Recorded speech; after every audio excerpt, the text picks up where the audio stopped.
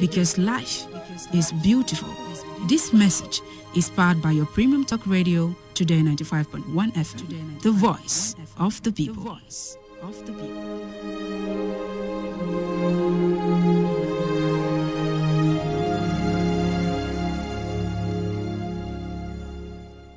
Today 95.1 FM. Good morning. My name is Ifeanyi. I'm calling you from. Hello? Yes, Today 95.1 FM. Good morning. My name is William. I'm calling from Port Harcourt. All right, William from Port Harcourt. Go ahead. Talk radio. You have a right to say no, right?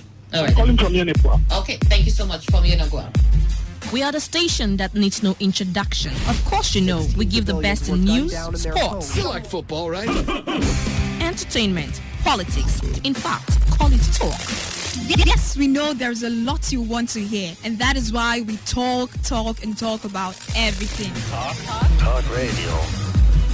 We're right before you. It's just a dial away. This is your number one premium talk radio. Today, 95.1 FM, voice of the people. For all your adverts, announcements, jingles, church messages, you can trust Today FM production team. We deliver nothing but quality production. Hit us up on these numbers: 0803-534-6531 or 0803-209-5049. 0803-209-5049. Everything we touch, we give it a voice.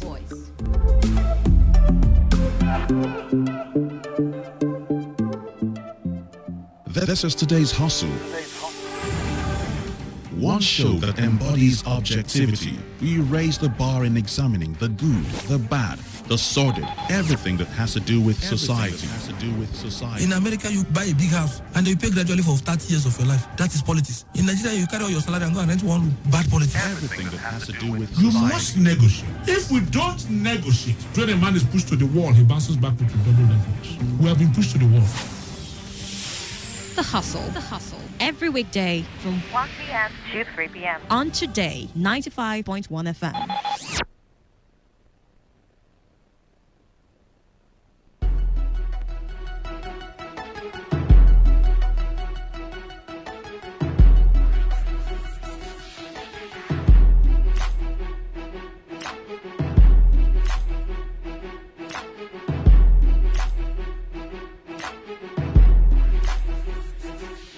Welcome back. Still to this hustle here on your premium talk radio station, Today 95.1 FM, 14 minutes past 2 o'clock. And I can guarantee you one thing.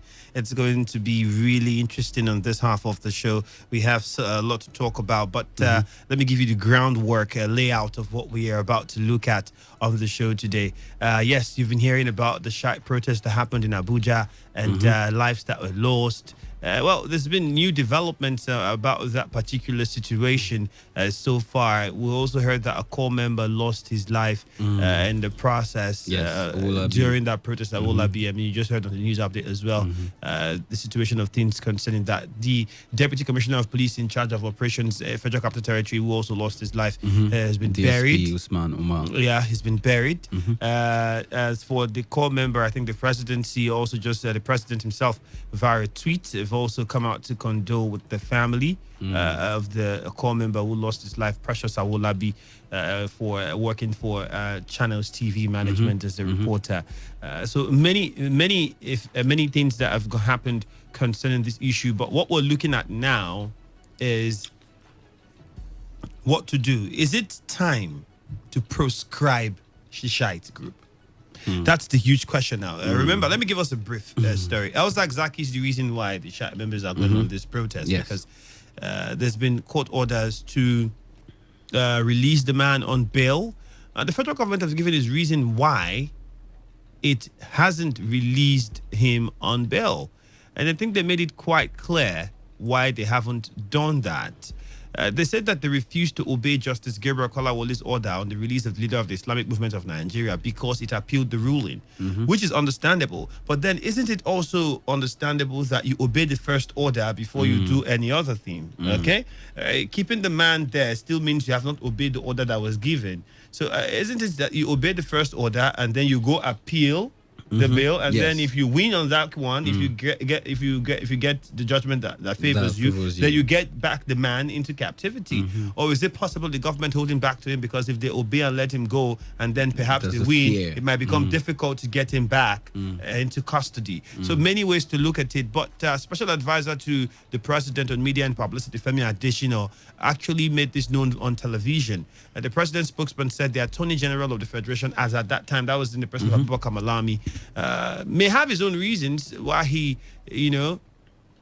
had these reasons for doing so, which is not obeying the order.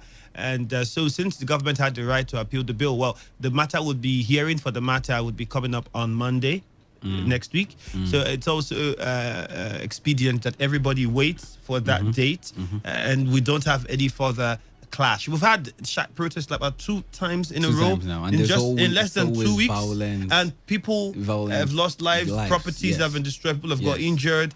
So that one was at the assembly. Where police officers were shot at the leg, and then vehicles were destroyed, and the rest of them. Why do they have And guns? then they said, we'll come to that. Don't jump the gun. We'll get to all of that part. And then the secretariat. All right. It first started something like a joke, and then now that it happened again, lives have been lost. Isn't it time we proscribe the Shiite group? Now, El Zakzaki actually is the head of the Nigeria's Islamic movement, a movement that was founded in the late 1970s. At that time, he was a student, to be exact. At that time, he was at the Ahmadu Bello universities, and he began the Shia Islam around 1979. There it is. At that time, there was the Iranian revolution in Iran, and he saw Iran's monarchy overthrown and replaced with an Islamic republic under Ayatollah Khomeini. So the belief for Zaki was that the establishment of a republic amongst similar religious lines in Nigeria would be feasible. So that's the idea, perhaps, why that's what he might be seeking for, or is that what the group is seeking for? We don't know. I learned he actually went to Iran to become a Shia cleric. He actually left the country to go study and become a Shia cleric, and he came back. And as a result of his activities, millions of Nigerians have converted into Shia Islam. Shia Islam is quite different from the regular, Islam that we know. And before in this country, there was hardly any Shiite population, but now we have millions. Because in Nigeria, the population is Sunni. All right, but the Shia was in minority. Majority is Sunni, particularly in the northern states of Kano and Sokoto. There are no actual statistics though to reflect a Shia population in Nigeria as at now, but a figure of even 5% of total Nigerian Muslim population is thought to be high because of the routine conflation of Shia with Sunnis who express solidarity with the Iranian Revolution program, such as those of Zakzaki's Ikhwani. All right, so Ikhwani, I hope I'm pronouncing that correctly. Now, funny enough, the movements of Shia and their gatherings have been attacked several times by both Boko Haram and the Nigerian army. That is, Boko Haram even attacks Shiites. I'm reading this via Wikipedia. Says Boko Haram even attacks them. So it's quite funny what they actually want. But as you said, El Zakzaki was impressed with the 1979 how it happened in Iran revolution, and I think it wants something like that. And some people are saying that they might have external support from countries like Iran, where Shiite is predominant, where the Shia Muslim is predominant, and those countries might be giving them the support.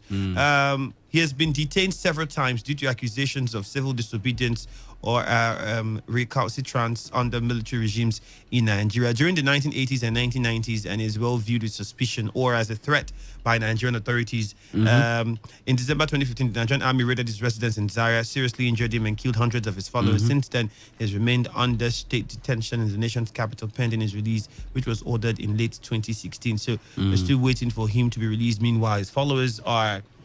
All right. Now, does that religion or that sect of the religion, does it encourage this sort of violence? Exactly. Is another question altogether. And if it encourages violence, that only means no religion does. No religion. So obviously, no religion encourages violence. But we do not know because we have members of this group carrying guns, like I said earlier. So how did they come about the weapons? People. How did they come about the weapons? That's another question. Is a gun in Nigeria? In this country? How accessible is a gun in this country? So the big question is, should we begin to look at prescribing the Shiite group? And if we look at IPOB, of course we would. IPOB, it started, of course, by was founded in 2012 by Nnamdi Kanu, who resurfaced the issue of independence of the state of Biafra. They were calling for a peaceful settlement of their grievances, so they were not violent. You understand? So it wasn't like when they came on board, they just started shooting guns, protesting and stuff like that. But they started to form their own sort of government in the sense that they would tell residents of Igbo residents to do certain things and don't do certain things. Like they might tell them not to vote, or they might encourage them into civil disobedience. Now, Biafra once existed, of course, from 1967 to during Ojuku's time. So what they want is for it to happen again. They actually had the radio station at the time, which they were using to, spread their ethnic incitements and treasonable. Now, the problem is the Nigerian government arrested Kanu on the charges of sedition, ethnic incitement, and treasonable felony. And now, we haven't seen IPOB go violent. We haven't seen them go shooting at police officers. We haven't seen them, kill innocent Nigerians. I don't think we have heard that IPOB members went ahead and killed innocent Nigerians, even though they're asking for their own country, which is it's treason. But at the end of the day, they've not killed anybody, and we prescribed them a terrorist group. Now, IPOB started in 2012, which is quite still, it's not so long ago. Shiites movement started 1979. They've been around on the ground, and if you look at the way they're starting, it's quite similar to the way Boko Haram started. And now the government has to be careful with these people, because if they can go as far as shooting at police officers, and they're not doing it in Sokoto, they're not doing it in Kano, they're not doing it in one village in the northeast or something. They're doing it in Abuja. They actually shot 2 policemen, I think, at the National House of Assembly 2 weeks ago. These guys have, they have the guts. So the government has to be really careful, number one. Number two, is it time for us to prescribe them a terrorist Would group? prescribing them actually draw more attention to them, settling that issue and solving that problem? Yeah. And now that they have gone out in this manner and have, portrayed this kind of attitude or character, would releasing El Zakzaki even solve the problem now? Wouldn't that, this character displayed by them, wouldn't it further solidify the government stance of saying the reason why we didn't want to release this man was because of what we're seeing now and the threats that this group that he's forming and this movement that he's creating could cause? And now that it's even held in government police detention, we're seeing what these people can do. Well, so when he's out with them, would they not wouldn't worse even happen? So if we prescribe them now and label them, prescribe them a terrorist group, would it help to drag more attention? Because many are saying that the federal government isn't giving adequate attention to this problem now. The fact that it has come repeatedly back to back in the manner that it has, and people being lost, and the fact that arms were even involved. And the last time it happened in Abuja, many even queried the army for using live ammunition. Remember that? Yes. When they used the petrol bomb or boom shines, if you want to call them, and the rest of them, and stones and all of that will happen. Police officers and some of them lost their lives. And another question would be, amongst the people who bore arms during this protest, how many has been arrested? Have we arrested any? Have they been charged to court? Have we found out? How did you even come about the arms? How did you have a license to be wielding a weapon? So many of these questions would begin to come up now. And the fact that lives have lost, especially the life of Precious Awolabi, a journalist now, is a core member. And that also raises concern. I think the fact that a core member lost his life, yesterday we were talking about how important life of a Nigerian is to the government. We're talking about that. And this is not just, every Nigerian is a Nigerian, but this is a core member. It's almost officially they tell you federal government property. Yes, federal government property. Federal government property. So it's supposed to draw more attention. And federal government should do more about this situation now than ever before. So would prescribing it be the next step to take? How would that help the situation? Would that help to draw more attention to tackling that problem? This group has been breaking law and order consistently for how many years now? They go about, when the protest is never peaceful. But do you feel like the protest, yes, not peaceful, but let's also look at their angle. There's been a court order that warrants that their leader be released. The government has told us why they haven't released it. I'm not a lawyer, I can't tell, but to the best of my knowledge, if an order was first given, I think you obey first You before obey you. first. You appeal. There might be truly the fault of the government in the sense that they have not obeyed that court order due to reasons they and know. on the part of the But- government, don't also forget, isn't the government being proactive, or weren't they being proactive when they decided to handle this detain him early, owing to the fact that he had the same idea of creating a republic? Exactly the point. And exactly if he's trying to practice what happened in Iran, then it's also and tracing. you're aware that in Nigeria, everyone has a right to practice whatever religion you want. to. And within any religion, you have a right to believe in any of the faiths that you want. So we're discovering now that within the Islam, there are different. There's the Shia, there is the Sunni, and some others that we may not know about. And everybody is licensed to, believe in whichever faith you thought want that to. they want to believe in. Wasn't the government also being proactive to say, hey, detaining him. whatever this person is doing now, if we don't hold it, curtail it, it might grow to become a problem for us. Okay, then if the government was proactive at the time, why can't they be proactive now and prescribe it a terrorist group? Because if these guys continue this way and you do nothing, they've killed innocent souls now. They've killed police officers. And how long does a group have to go about with guns, killing people and protesting violently before you now finally decide to prescribe them a terrorist group? Was Or the at police least informed about the arrest- protest? That's the question. The police must have been informed, because if we have reporters from certain channels, TV... I don't think the police could have been. I don't think the fact But that there was an it's our exchange of job gunfire. That's the question. Yes. It's the job as journalists. If sitting When it here in the happens. studio, if it happens now, we're pretty sure reporters would have to just go out. We don't need to inform. The police might not know about. Oh, there's a protest going on. The police was not aware, and they would have to mobilize. Everybody would have to mobilize to get to that scene. Meanwhile, in Abuja at the moment, security level has been beefed up because of fear of another protest that might occur, and we don't know what might Why happen don't you this have time. some of them arrested? If they killed 2 police officers, The last time it happened, some of them were detained. We don't know where that ended. Definitely, That's also a question.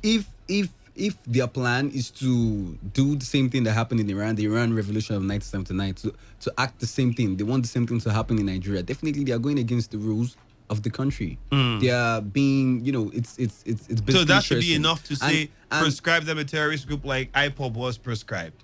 and now see what IPOB wanted was for a part to leave. have their own republic. Now this one's what the whole of the country In a different style of leadership. Yeah, in a different style of leadership. They want it to be So basically Islamized. it looks like it's basically a fight So for a religious fight within a religion to get dominance. Like this part of this religion should be dominant over other parts of the same religion and should be given much attention and should be within the corridors of power or run the affairs of it's a lot of things when you begin to look at the history. Like I'm looking in front of me, some things I feel like I can't even talk about right now.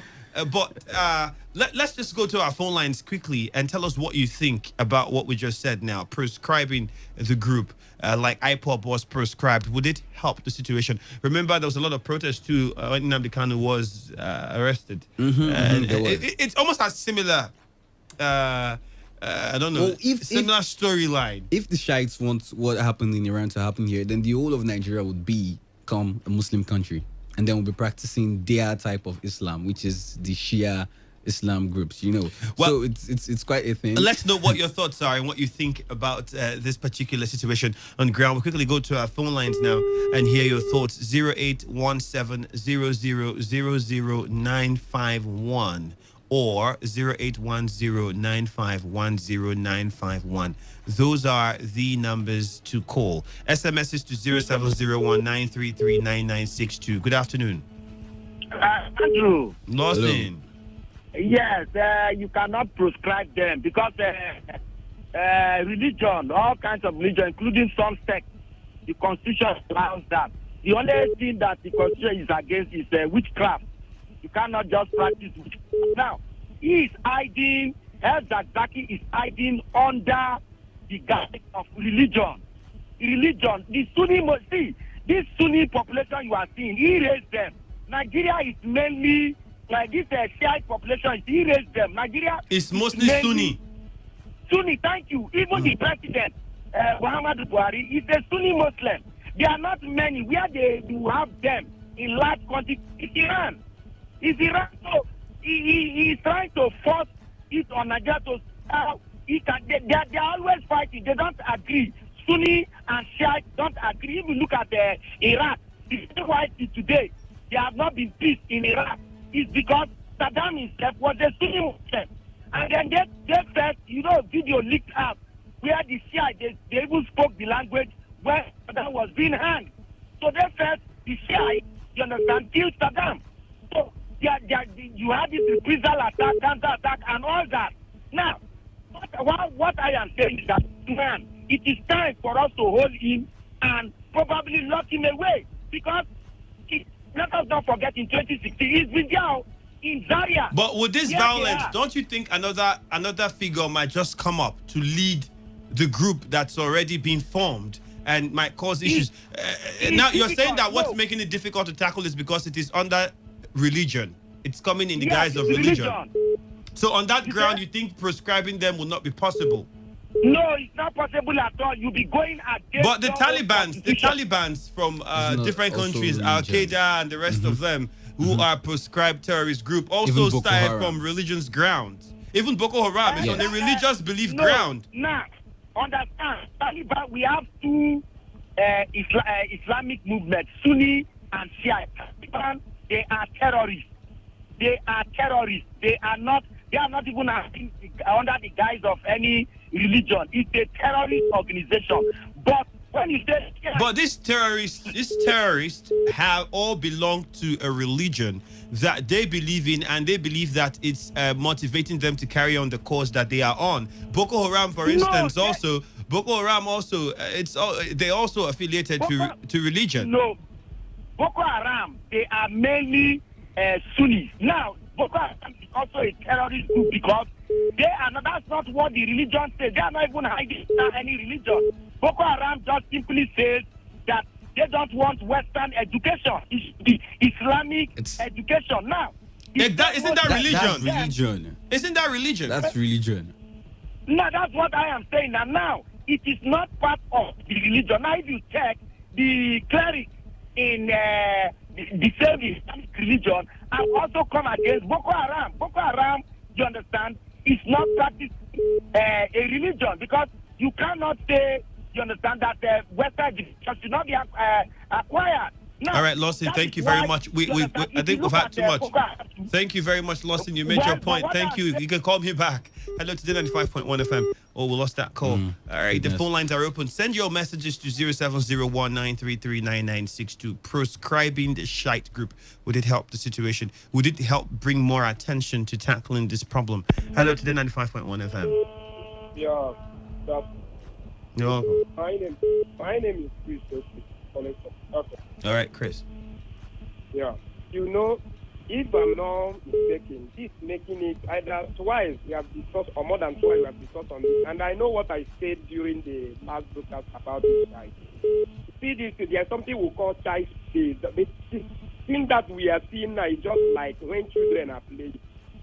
I don't know if you have gone online and watched the video of the Iran, the ones they are protesting in Iran, accusing Mr. President, insulting him, sharing, giving people. Nothing is happening. This thing that you are seeing, by the time this thing will generate, even some of us that will be calling, will be begging. Some people that are calling, say, prescribe them. What are you going to prescribe them for? What is the problem? Release this man. For example, your manager said that you are not coming to the office. Stay in the house. What is your business coming to the studio? You say no. But don't you think that the government holding the man back? I don't. If you listen, the idea of what the group is about, and perhaps what the man believes in, is trying to replicate what happened in Iran, a republic where the government was overthrown, and then a republic that was of the Shia population was enthroned, and that revolution is what he believes could be replicated in Nigeria. Now, if that's anything to go by, don't you think that the government should be acting fast so we don't have such a problem in Nigeria? What government now is doing is against even the international law. I think Mr. President was governing. So you're saying first, if they release him first, it would Not at least we would not have any more protests. No, really, listen, the Muslim, the Shiite members, their problem is this. Court have said, remember what happened with Nnamdi Kanu? Do you know why federal government allowed Nnamdi Kanu to go? Did you know it's because of the pressure, the protesters, the So should the protest be violent? That's another question. Yes, we are aware of all of what you just said, but should it be violent and lead to loss of lives? The violence now is turning is because of the shooting. Have you watched this thing? Do you see them with any gun? Even the firing gun they fire is from the security people. They are the ones that firing those. So who killed the police officers? Then those flying bullets. Who was killing those IPOB members during that time? What was killing them? Is it spirit? If the flying bullets that is the same Nigerian. Okay, so you're saying that the army or the police shot at themselves as well? They are the cause of this. And when bullets move, all right. Do you know where it's going? All right. Thank you very much, though, for your thoughts. Hello to the 95.1 FM. Andy, good afternoon. Good afternoon. Olu, how are you? He's very fine. Good afternoon. Mascot calling from Port Harcourt. Go ahead, Mascot. Yeah. You see, what we are talking about is disobedience of court orders. This government has characteristic, have this penchant for disobeying court orders. We have said it, and many people, many rational minds in this country have been saying about this.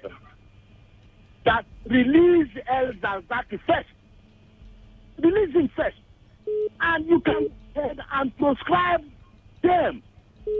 Remember, they are shared Muslims. That is why you have been having great instability in Iraq between the discordant Shiite and Sunni. But you can proscribe them under the name Islamic Movement of Nigeria. Islamic Movement of Nigeria is not a religious organization. It's a movement. A movement can become a terrorist movement. So government has the constitutional backing, the right to proscribe the movement of Nigeria so that there will be peace. That is the what I'm talking about. But there was a question you asked, whether they have done what IPOB did. The answer is very apt and straightforward.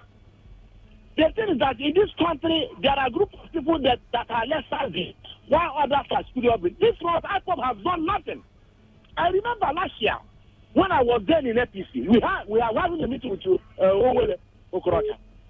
He said that he thought IPOB have a lot of weapons the way they were talking. But when Nigerian army came with APC, sarcastically, he was using it as a sarcasm, that they were using sand and they were pouring sand on those people having this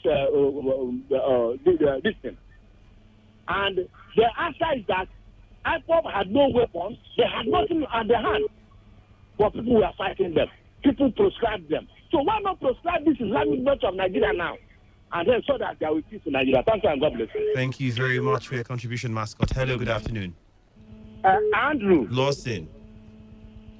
Seriously, I called back. They say release them on bail. Nnamdi Kanu, can you tell me where he is? He was released on bail to face trial. Can you tell me where he is? And that's the question I asked earlier. I said, is it that also the fear of the government that if you release this man obeying the order before you go to appeal the judgment, you might find it difficult to get him back if you win the judgment? That is the thing. See, a lot of people don't know why Elzad was arrested in 2016. Don't forget that place he occupies his area. Nobody has. The chief of army staff, underlying chief of army staff, could not pass here. He was almost killed. The few soldiers that were with him managed to save him and then drove him off that area with injuries. He now returned with reinforcement to get to that place and close down the place. A place that a chief of army staff cannot pass. A lot of people don't know how dangerous this Islamic movement, this Zarzaki is. They have weapons, all kinds of what I am shocked at what Chris is saying. Maybe, well, sometimes when you are not informed, don't come out and say things. They shot, more people even died. They came, the police went to the protest. The police now shoot tear gas their response to the tear gas was live bullet. You understand? And an organization like that. What I am saying is that El Zazaki the president made clear that, you understand, some people, even if court says he will not release them because of national security. And the constitution gives the president power. How can you, a man like El Zazaki, somebody is calling because of politics, him to be released? They don't know how dangerous that man is. All right, Lawson, thank you very much. And research and see how Thank you, dangerous thank that you, man is. thank you, Lawson. Thank you very much. All right, hello to 95.1 FM. Good afternoon. Yeah, my brother. Good afternoon. You're welcome, JJ. Go ahead. Hello. Hello, JJ. Yes. For me, as far as I'm concerned, I think El Zazaki will not be released now, no matter how they think they will do. Because our people say that no matter the fouling of the ego, the native doctor will still use it for sacrifice, whether you like it or not. El Zazaki, the government have said, is a security threat to this nation. A threat to you and me and all the people calling for his release right now. I don't even know why they are calling for his release. Now, he has a case in court. Our court said, give him bail, and the government press another charge. They keep him there. You are aware that the Kaduna State government has even pressed another charge against him. This is somebody that was alleged to have terrorized Kaduna for over 20 years.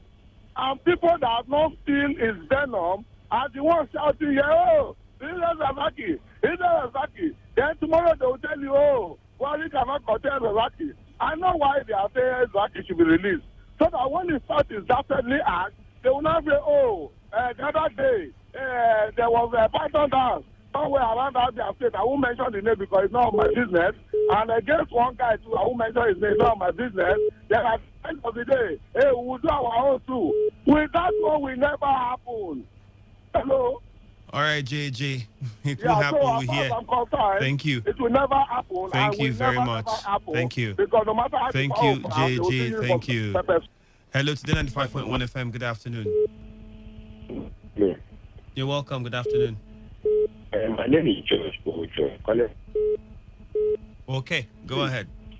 See, let me tell you something. This is the total disobedience of order. Understand? The competent law court has given an order that will release this man so that he can go for. But the government said that they have gone to appeal the judgment. Appeal it, but the days do be needful when the court said so. And the Shiite group, they should also understand that if they are carrying past any protest, be non-violent protest. Agencies like police, I know they can give so many fake and reports on this. Understand me? That they should be also be stable in their nature protest, because we have seen this is going to carry a protest. The police, the security agency, they will do.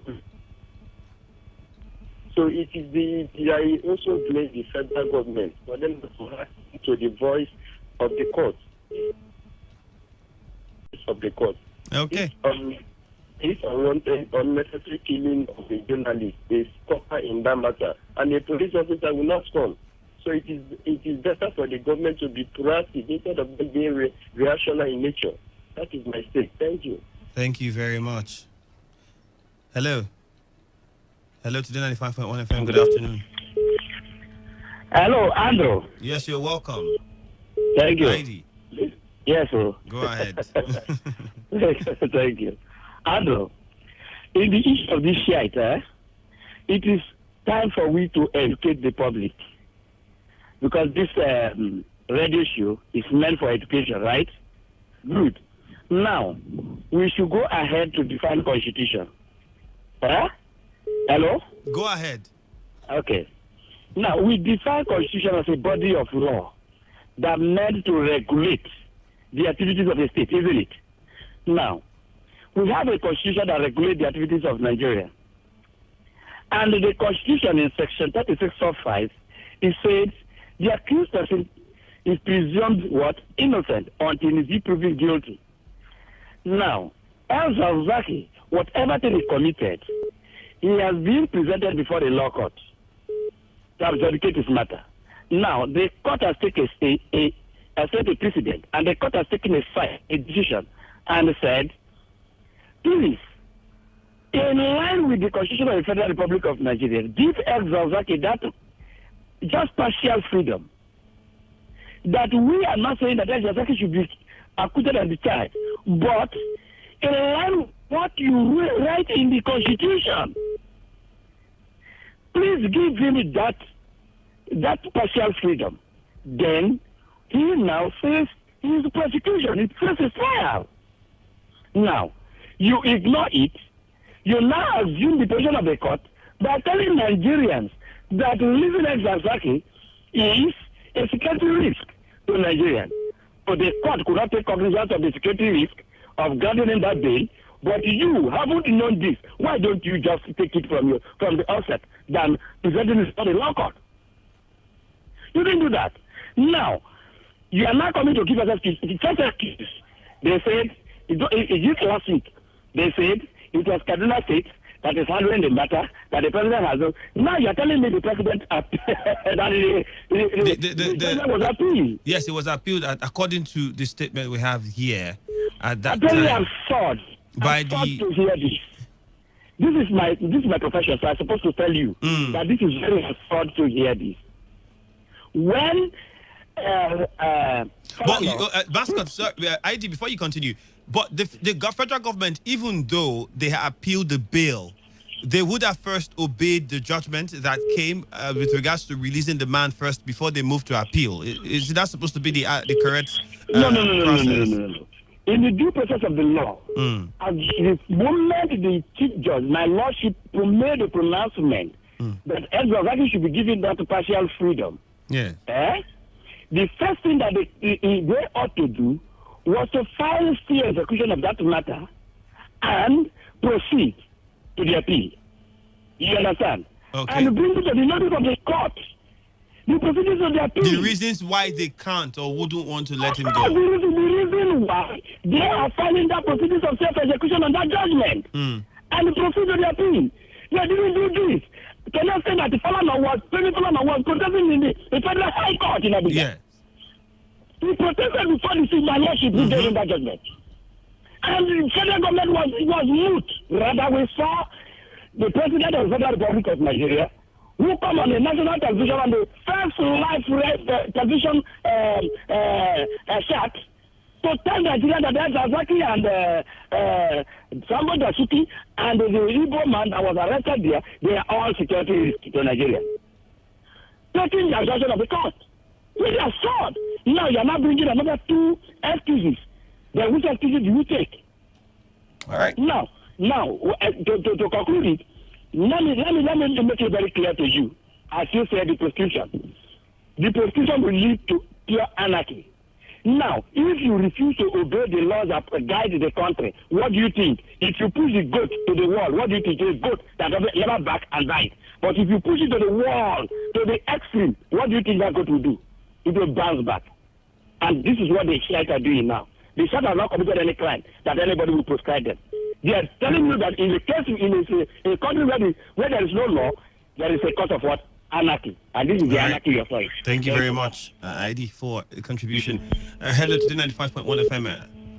Yeah, hello, Andrew. Good afternoon. Good afternoon. Name, please, and straight to the point. Yeah, Mufasa on the line. I'm calling from Port Harcourt. Straight to the point, Mufasa. Go ahead. Well, you see, to me, I think regardless of what is what, regardless of whatsoever constitutional, legal arrangement that there is, I stand to believe that national interest and security supersede any other interest, and it is not only applied in Nigeria, it is applied all over the world. Okay? Now, this same group, led by Ibrahim El-Zawzaki, has been constituting to themselves a state unto themselves in Kaduna State. If you could still remember, at a time, the governor of Kaduna State, Malam Nasir El-Rufai, came out to complain about this group. Lawson made us to understand, and it's on public domain, at a time, a certain location in a state, was barricaded and people were prevented from using that route, including the state government. It got to the extent where they have to even barricade the road, preventing the chief of army staff from passing through a certain road in this country. And we are saying such an individual to be released into the public. We are citing constitution and all that. If peradventure this man is released and there happen to be anarchy and chaos in this country, we'll be the first people that will be saying that this government is not proactive. The government has said that if they release this man, it is a threat to national interest. And Andrew, at what point does a protest become an attack? In as much as you have your right to protest, what gives anybody the right to go about smashing people's cars, destroying vehicles, and killing people? Is that a peaceful group? I think that group should be proscribed. That is my position. All right. And that is, in fact, I don't know why the government is wasting time to proscribe that group. All right. Thank you very much for your contribution. Let's take text messages now, the much that we can. We have loads of them again. Gochiku from Port Harcourt says, good day. There is no point prescribing the group. They have not done more than Boko Haram, who have killed thousands, or no rampaging Boko Haram headsmen. has been prescribed since. No rampaging headsmen who have devastated many. It is only IPOP that is worthy of that. That message is from Gochiku. And this one says, Shites group should not be prescribed. The reasons for prescription must first be made known. It will be premature to do so. Remember, there is still room for dialogue and out-of-court settlements. If we prescribe them, will you now come to dialogue with them when things degenerate? That message is from Deja Vu Eric in Port Harcourt. And this one says, the prescription of IPOP that never carried arm had nothing to do with the violation of the same law Buhari is violating, rather an act of hatred towards a particular ethnic group. So if that could be meted out against IPOP, why not the headsmen and the Shiites known everywhere with their AK-47? That message is from Ikemba Huafia. And Undukwe MLA says, Andrew, you cannot compare IPOP to Shiites. They are killing, and IPOP would never kill anybody. And Johnny Kurudu says, good day, my brothers. It's unfortunate to hear such negative news of high-level killing of senior police officers, and there is a government in power. Buhari is the real president the Nigerians needed. From Johnny Kurudu in Oyigbo. And another one says, how can British allow a terrorist group to hold protest in London? I smell a rat. That message is from Toju Adams in LMA. Hilary from Omuma says, Andrew, greetings. Let us remember that what happened between government and Nnamdi Kanu was about court ruling. It was released. But ever since then, he's nowhere to be found. I personally do not blame the government for not obeying court order because of the case of Nnamdi Kanu. That message was from Hilary, who is in Omuma. And this one says, Andy, prescribing the Shiites won't solve the clash between government forces and the Shiites. Obeying the rule of law would. General Muhammadu Buhari should obey court orders. That message was from Fine Face. And this one says, were Shiites killing Northerners before the leader was arrested? I never heard of it. The federal government of Nigeria doesn't want to obey courts and release the Shiite leader. The government should remember that it was the killing of Boko Haram leader that's made Boko Haram to exist forever. And the government is now begging Boko Haram to surrender, which they will never do. Keeping the Shiite leader in prison would not stop his loyalists. As prescribing IPOP changed anything, if the Shiite issue is not handled wisely, Boko Haram will be a nursery problem. That message is from Mr. Law. And this one says, good afternoon to you, gentlemen. I am Ebere Enjoyer from Port Harcourt. If Mr. Buhari releases the Shiite leaders, will heaven fall? He should release the man so that the killing and the protest will stop. If it doesn't prescribe the Shiites, then he should add, if he wants to prescribe Shiite, then he should add killer headsmen also.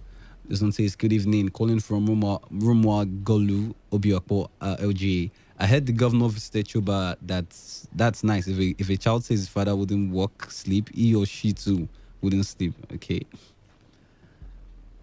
This one says, Andrew, tell me, is our president bigger than our constitution? President Muhammad Buhari should simply has personal vendetta on the man. Tell me, what of Dasuki? Is he also a security threat? And one says, good day, presenter. I don't agree to the fact that the IPOB ways of protest and this Islamic group are similar. Did IPOB protest with gun or kill?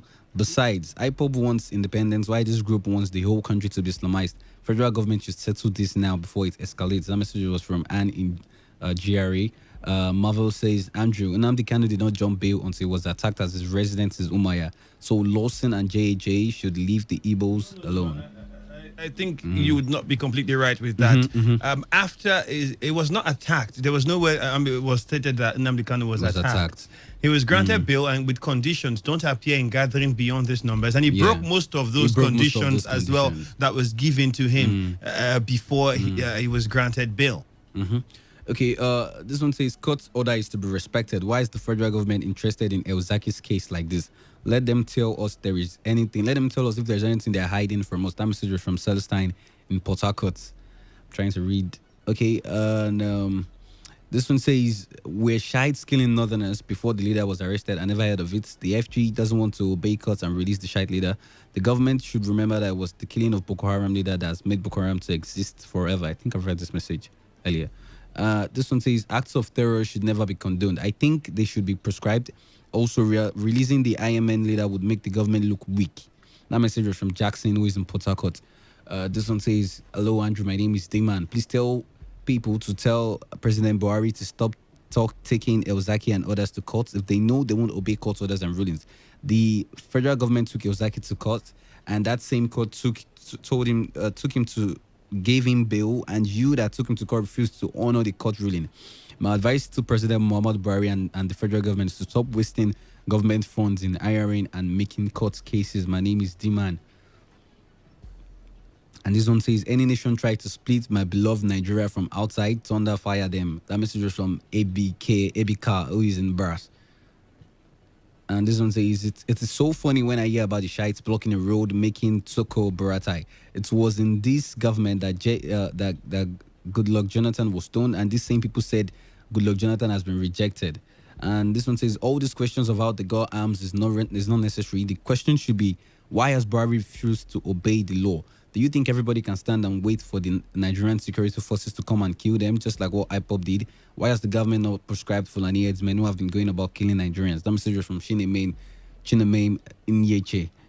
And this one says, have you proscribed Muslims? Federal government takes soldiers to Nnamdi Kanu's house. Don't understand the message.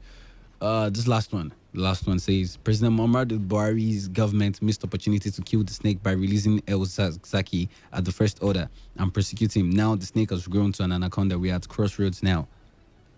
All right, that's the much we could take on the show. As soon as we're done with sports, we'll be back by 4 p.m. and it's going to be time for the platform at that time. But for now, we have to wrap things up on the show. Thank you very much for all the calls and text messages. That's the much we can take. We can't take any more than this one. Thank you once again. Have a lovely, lovely day. Balu, thank you very much for Thank you very much, Andrew. And my name is Ifeami Andrew. Bye-bye for now.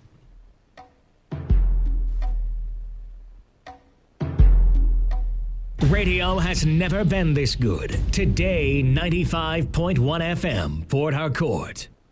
This is Today 95.1 FM, Port Harcourt, voice of the people. This is Today 95.1 FM. To copy this tune, press 9. This is Today 95.1 FM. For current news and information, press 5. They are politicians, all of them. They know what they do. So they know how they attack each other. To stay connected all day, press 1. The person who raised the alarm is the one who made the public know about it. Good afternoon and welcome to the World News on your Premium Talk Radio station. We are your Premium Talk Radio station. Today 95.1 FM, the station with a unique dial.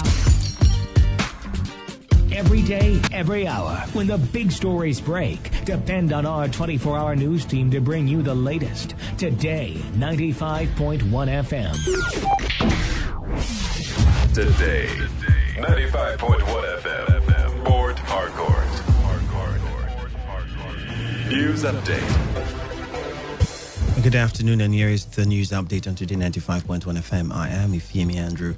The people of Ogba ethnic nationality in Ogba Egbema Ndoni local government area of Rivers State have decried a high level of suffering despite the 57 years of oil and gas exploration in their land. The paramount ruler of Osho, His Royal Majesty Eze Allen, who made the observation during a summit in Port Harcourt, wants the oil multinationals to clean up the wreckage they have allegedly caused in Ogba land over the years. Eze Allen, who is the Eze Ali Usomini of Ogba land called for unity of the Ogba people to enable them pursue the development.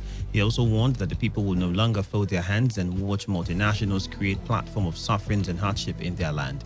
Our correspondent reports that the youth leader in the area, Bright Abali, who is one of the facilitators of the summit, said the summit would help the people resolve the issues that have lingered for years in the land. We agreed that people that have oil and gas exploration and doing exploitation in our land, they should now be ready, because we have realized that our 57 years of producing oil and gas, we have not fared well. Everything is still underdeveloped.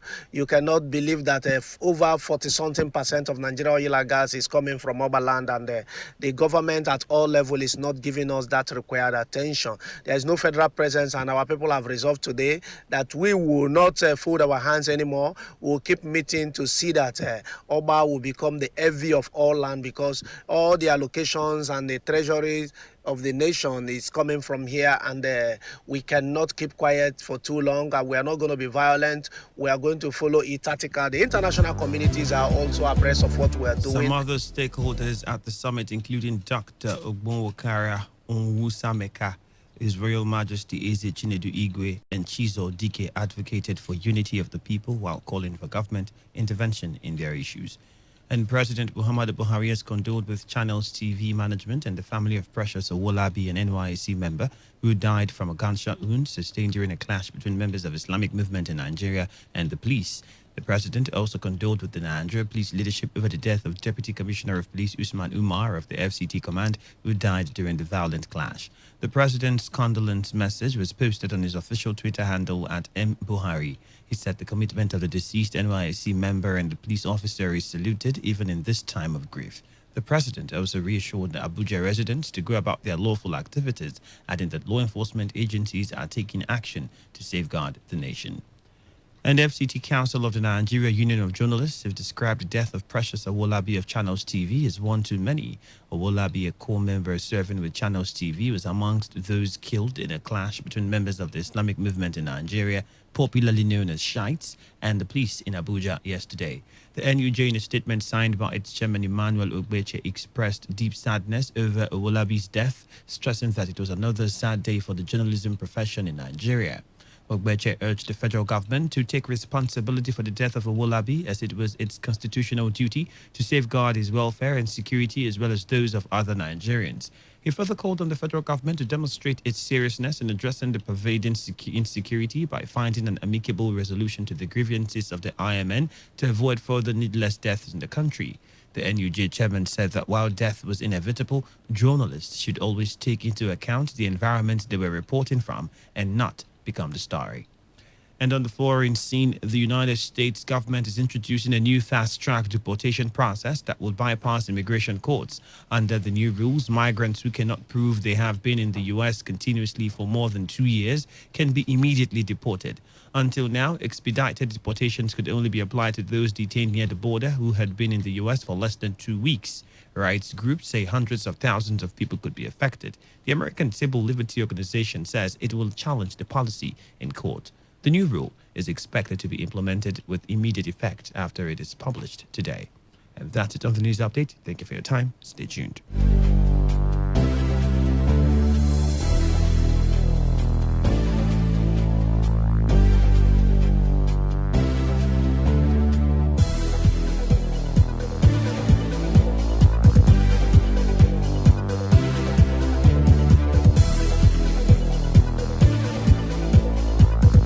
Today's news, today's entertainment, today's sports, today's issues. Today on Today 95.1 FM, Port Harcourt. Port Harcourt, are you ready? Today 95.1 FM, the voice of the people. What a goal! Hangs it up for Ronaldo. Oh, my God! Experience the glorious goals rush.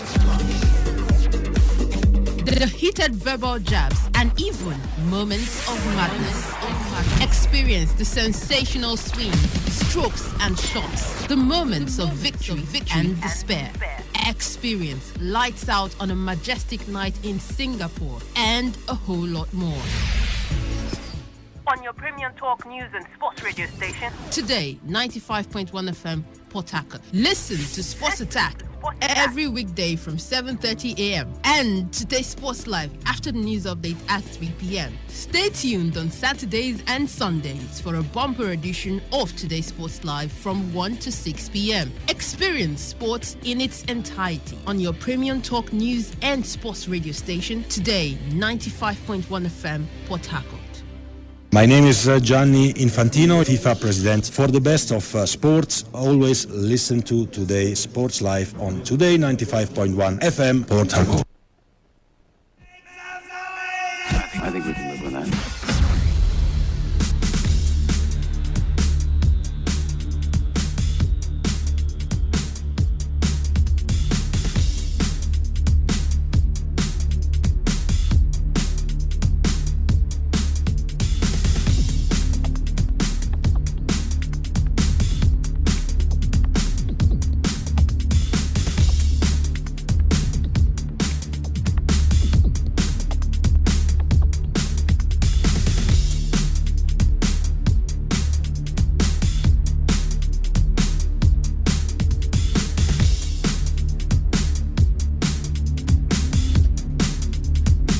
Very good afternoon to you all out there. Welcome to yet another exciting edition of Today's Sports Live.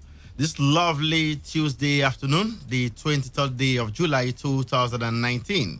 It's time to talk Nigerian football. Yes, that's how we do it. Every Tuesday on this show is basically about Nigerian football, and today won't be different. Emeka Dena is my name. Is a full house we have right here. Emmanuel Chibuzo, the one we love to call the top striker, is sitting just close to me here. Top striker, good afternoon to you. Welcome to the show. Good afternoon. A pleasure being here this afternoon. Of course, at the People's Elite Fund trying to get us for the next season. And of course, at the merry-go-round in the MPF. They are buying players as if with reckless abandon. With reckless abandon. It's easy. Exactly. Getting ready for the CAF Champions League. And of course, we don't know when the league is starting yet. But of course, congrats to Warri Wolves. At least Delta State will have two teams in the MPF next season. Same for Akwa Ibom State too. Aqua Starlets. Exactly. They surprised us all. Thrashing Shooting Stars, 3 goals to nothing. I was so many resignations. Amazing. Resignations. General manager, coach, team manager, coach, all left their duties yesterday after that shameful loss to Aqua Starlets by Shooting Stars. Victor Oriahi, I'm sure that one also came to you as a surprise because he never saw it coming. You are going by the big name of Shooting Stars. Emeka, it broke my I told heart. you I get that before. Emeka, it seriously broke my heart, and I just had to say, okay, maybe the weather today is more of a consolation for me because really I was really terrible, heartbroken by what Shooting Stars, the performance they put out yesterday. But don't worry, Warri did you proud, right? Yes, Warri did exactly. you proud. Good afternoon to Port Harcourt. Good afternoon to the guys in the studio. Dorcas Cookie, the sports device, also here for this one. Good afternoon to you, Emeka. You've been talking a lot about the promoted teams to the MPFL. My own concern is the fact that they should come to the MPL and do a better job than what we would maybe like to see from promoted sides. So that's my own take. But then again, good afternoon and welcome to the show. Last season, 4 of the promoted teams, 3 of them went back. So it was really 3 of them went back. Remo Stars, Bendel Insurance, Gombe United. Only one survived. Kada City. Yeah. Delta Force. Yes. if it were Kada City, they would have still gone back. They would have still gone back. They would have. But they were taken over by they were still very the season came to an end. No, they changed to Delta Force now. Okay. Yeah, they came in before the season ended. The Gawago this time, they changed very soon too. You're thinking so. Chidubem Njoku is in the building this afternoon. Chidubem, good afternoon to you. Chukwueze met with Abia State Governor yesterday, Okezie Ikpeazu, and lots of advice going his way from the Abia State Governor. I left me wondering where I was at 20, but good luck to Samuel Chukwueze. And I was looking at the ministerial list and I discovered that there was no Solomon Dalong there. I don't know if I should say praise the Lord, but welcome to the show. That's the truth. Dalong is not returning as sports minister. A lot of Nigerians are heaving a sigh of relief right now, but of course that's it coming through right there, and that's those are the guys we'll be hearing from in the course of the show. But let's tell you what the show will look like today. We have tidbits from the Nigerian football scene as always. Chukwueze is in the news. Alex Iwobi is in the news.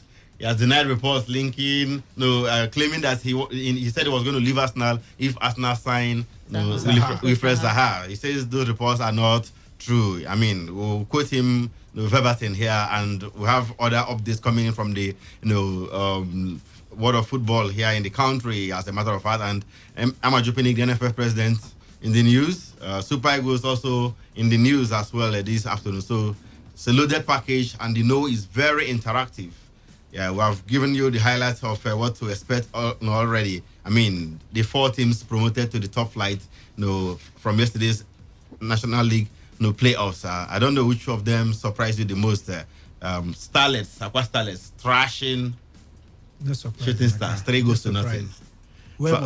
Some say they are the feeder team of Aqua United. Exactly. Aqua United even tweeted yesterday that congratulations to our feeder team, Aqua Starlets. But they put that tweet down, and they tweeted another one that doesn't have the feeder team right there. I don't know. They say it's a mistake. It was a mistake from the media officer and what have you. But lawyers to say your first thought is the one they take. That's a topic for another day.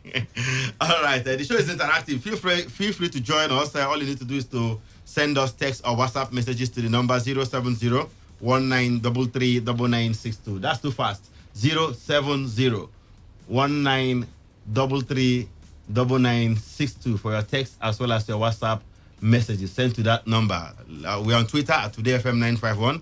As soon as you tweet at TodayFM951, try to copy me at Emekadina or Emmanuel Chibuzo at Emmanuel 9001 at Emmanuel 90001. Okay? Yes. How many zero? 3. 30. Okay. 9,000,001. No, 90,001. Exactly. Yeah. So I said 9 million. It's a million, they're hungry. All right, we'll be going on a quick break. When we come back, it will be time to get to the details of the show this afternoon. Don't go anywhere. Show will be right back after this time out.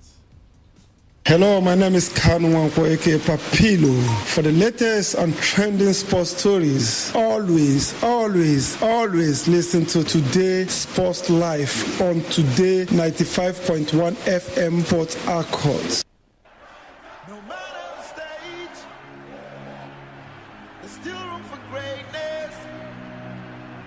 No matter the stage, there's a bit of greatness in every man. There's power to rise, there's power to conquer, there's power inside, there's a gift of power in every man. Be the greatest that we can be. We've got power to thrive. Be the champions, make history.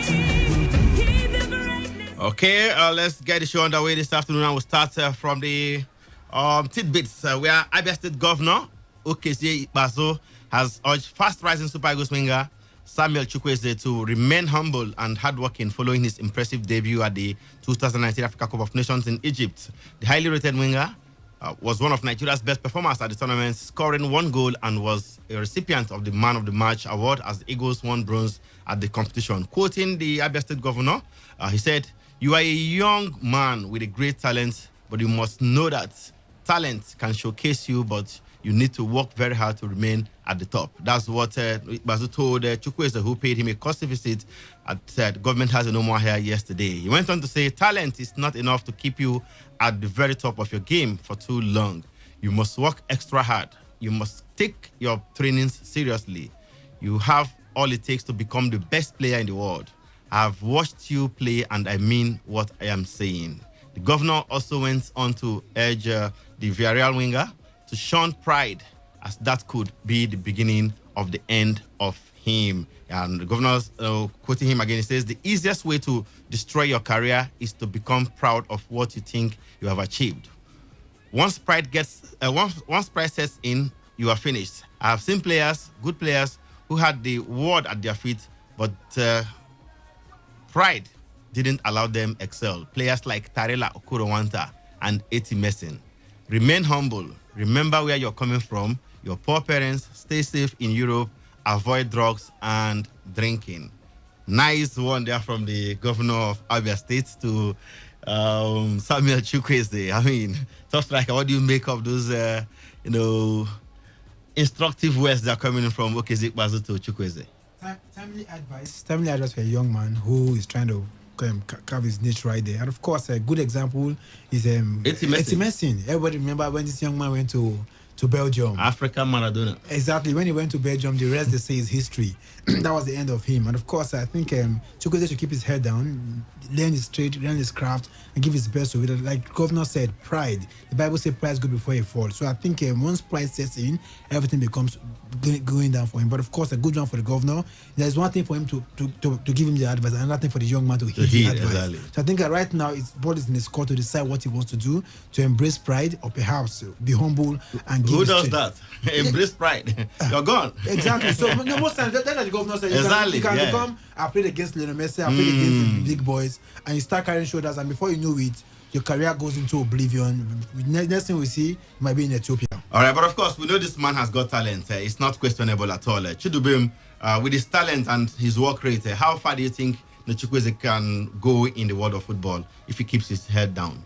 Ever since I saw Mikel play at the Under-20 competition in 2005, the next player that has come to that level when it comes to potential is Kelechi Iheanacho. And then somehow he managed to fumble just after giving us some glimpses of brilliance for Manchester City. And after that, we are beginning to see Samuel Chukwueze. We have seen him already and what he can afford to do as well. He's another brilliant star. And I think with the right mentoring and the right attitude, he can just go all the way to the levels of Kanu Nwankwo and the coaches of this world, become that legend, that poster figure in Nigeria, when you just an icon in Nigeria. And when you just think of the Super Eagles, you just think of Samuel Chukwueze. I think he's got all it takes to get to that level. We've seen glimpses of it already at Villarreal and of course at the Cup of Nations. And I think with the right mindset and of course he himself not just soft pedaling and just getting back and just sinking in his seats to say he has already achieved. I think he's got all it takes. The talent is there undoubtedly to get to the best of levels. All right, Victor. The man in question, Chukwueze, is in a point in his career where he needs to make a very bold decision that could make or mar his career right now. I mean, he's wanted by so many big clubs. He had a brilliant season, 2017-2018 season. Right? 2018-2019 season. Of course, he's wanted. So many big teams want him, and he has to make that bold decision. Let's say you are to advise him. What move will you like him to make at this point? He had a brilliant Nations Cup too. Emeka, he should go for his heart. I mean, every player wants something different. He knows what he wants best. He knows what he wants as an individual and for his future. What he wants might not necessarily be the best for him. True, but then you might now. Top Striker said something. It's one thing to give an advice. It's one thing for him to eventually hit to it. What he wants might not be the best for him, but then would he hit to it if it's not in his best interest, or if it's not what he wants? For me, I think he should stay in Villarreal for maybe just a season, maybe just one more season. I don't know how that would eventually pan out, because he might make a move to all these big clubs and he might just sit on the bench and we'll just see his form dwindle. Or he could actually be heading for the money and then he could make a big money move to China. And then that might just be. If he goes to China, I will disown him. From other state, I will disown him. You'll be surprised. That might just be the end of his career. But it's all boiled down to what he wants as a player, what he wants for himself. What does he see? Does he see himself contesting for one of the greatest? So for you want him to remain at Villarreal for at least one more season. Yes. Dorcas, what do you advise this man to do? Villarreal for me is the best option. At least for one more season. I personally do feel that if he has lots of things to learn, because I think if he wants to move to Barcelona or you think his game hasn't gotten there yet? Yeah, it hasn't gotten to that extent. Because those other clubs would not want to give him the chance that he has now with Villarreal, and Villarreal are giving him all the chance that he can get. It's getting playing time. It's just for him to make sure that his game, he improves on his game, especially his crosses. He can play as a centre forward. He can play as the winger, both from left and the right. So for me personally, even from the middle, he can as well play. So I personally do think that he has lots to learn when it comes to how to place the crosses, how to get really good assists and also score goals. And Villarreal, they are giving him that chance. So I think he should stick with Villarreal. He should stick with Villarreal. That's according to the guys there in the building right here. Of course, Top Striker, you have a contrary view? Yes, I think sometimes he can start Villarreal. It might not go his way. His stock may fall. Now, most times, if he wants to go to any club, it should be a club that gives room for young players to grow. And, of course, they've been giving him the opportunity. Exactly. Now, in case he wants to move on away from Villarreal, there's some clubs you go to that they don't have room for young players, and you go there, social becomes too high on you. And if you're good enough, then you're old enough. If the man is good at 20, you can play anywhere. But let's not forget a certain Freddie Adu, who at the age of 15, the whole world, this is the new Edson Arantes or Nascimento, the next Pele. He's playing in the 5th division of the US League right now, and also a bus driver as a part-time job. So I think the guy should be very careful whatever he decides to do next. All right, wise one there. Hope we'll be able to get across to him to make the right decision. There are some people working with him. He has a team, manager, agents, who work with him. They should also be able to guide him properly. Those people will be looking for their own pockets too. That's what I want to say. Those people will be looking for their own pockets too. Everywhere. It's the global everywhere. The AFCON that all these agents, and most of them, 85% of agents, they don't care about the future of the player. They just care about making their own money, and that might just be the situation with Chukwueze's agents. All right. Elsewhere, Nigerian winger Alex Iwobi has debunked claims he planned to leave Premier League club Arsenal if they fulfill their ambition of signing with Zaha from Crystal Palace this summer. The Gunners have made no secret of their desire to sign 26-year-old Ivory Coast international and have already had a bid of around £40 million rejected for a player the Eagles, I should say. That's the nickname of Crystal Palace. They value him at close to £80 million. Iwobi has, however, come out to deny the report indicating that he was misquoted, that he is not willing to leave the club at the moment. I'll quote him. He says, "Fake news and clickbait." That's what he tweeted yesterday. Was that yesterday? Yeah? Early hours of yesterday, okay? I don't know why some newspapers enjoy twisting words.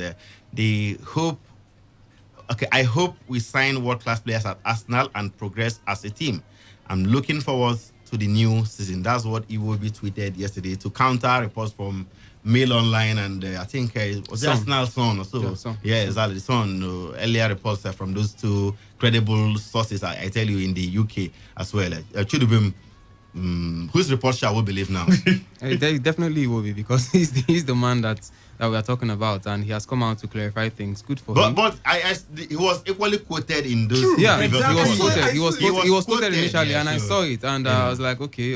Let me give him the benefit of doubt. But coming out now, apparently the man he joked about the first one, and it looks like, well, lawyers will say whatever you said first is what's in your mind, but he should feel threatened. You want to think of Zaha as one of those players that will sit him on the bench any day, anytime.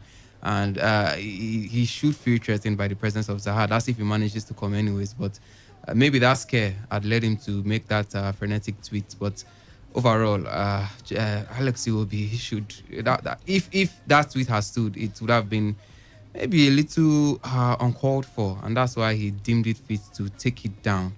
And, of course, make another tweet to totally debunk that and tell us, pump and plain, that he's ready to fight. Because it will not amount to good if you don't want big players to come to the squad. It tells that you don't want your squad. Big players that will come and threaten your own position. No, you have if at all you want the team to do well, then definitely you should need big players as well who will come in and aid your team to success. All right, let's go to the big one. Aqua United chairman Elder Paul Bassi. Yes, he has said that it is important people realize that things have changed in the game of football, stressing that the time has gone when big names dominate the game. Okay? Now, the top football administrator stated this after Aqua Starlets power to a 3-0 victory over traditional side Shooting Stars of Ibadan to book one of the 4 slots in the Nigerian Professional Football League for next season. Of course, Aqua Starlets were hammered Shooting Stars 3-0 in Asaba, the Stephen Keshi Stadium yesterday. Now, after that match, Paul Bassi said, the way people talk about Shooting Stars' name and past record, yes, they were great in the past, but past belongs to history. Let's talk about the present. Let's forget about the past. It's like telling us the Imba won 2 Champions League back in the day. Can they even play in the semi-final of Champions League again this time around? They can with the right investment. All right. Paul Bassi went on to say, you saw what happened here. That was in Asaba yesterday. You don't win games in the boardroom. You don't also win because you had big name in the past.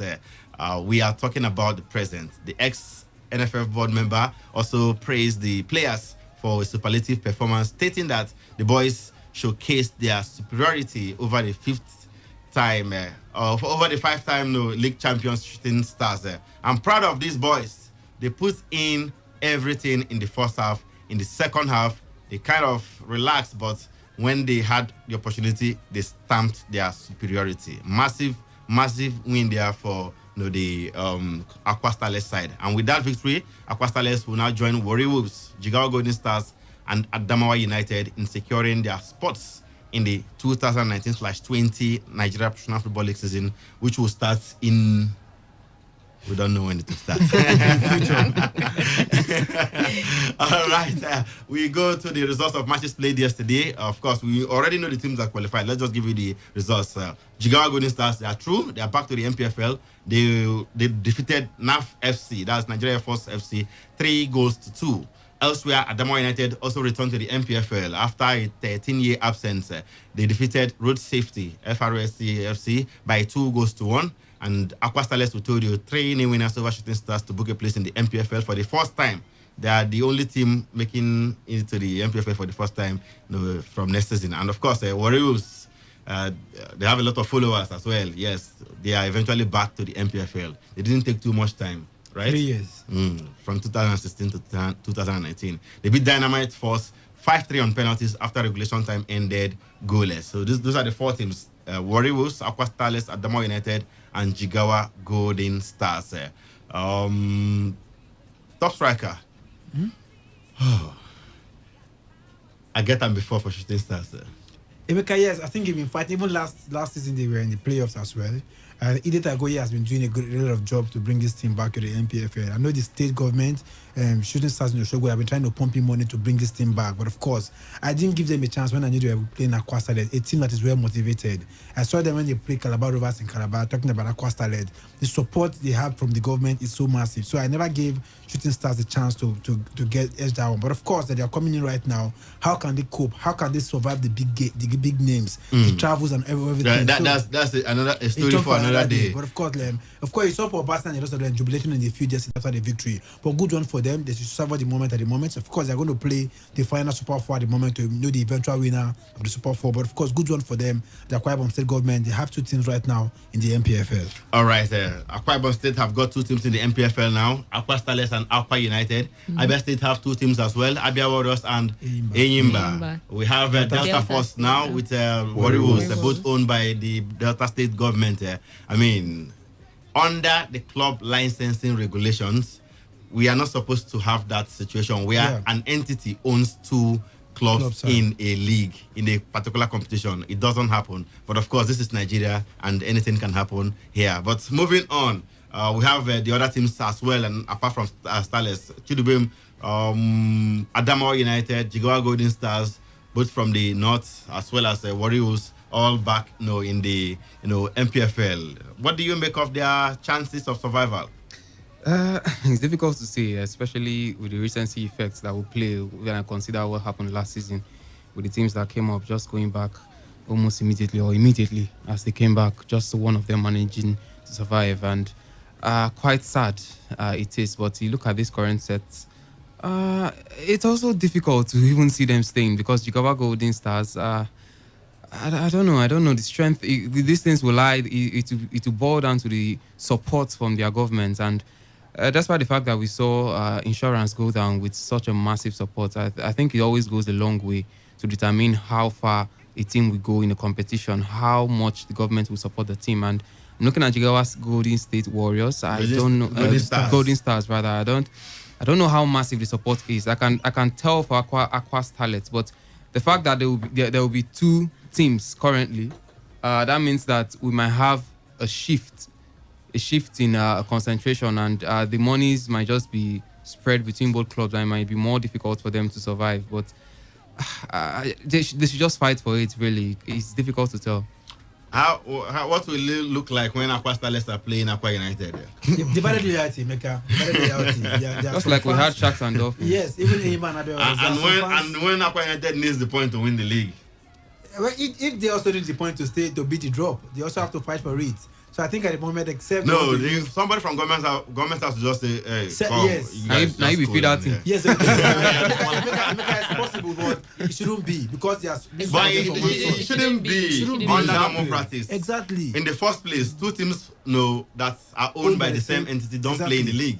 Little wonder we ever put out the rule where you understand? And the hierarchy has been properly spelled because this same team is coming to tell you that this one is feeder team. That means they already already said no. They've already highlighted the hierarchy. They later pulled it down, whatever. But in Spain, you don't see Barcelona be gaining promotion to they don't even get promotion. Even if they win the Segunda, they will not get promoted because it's a rule.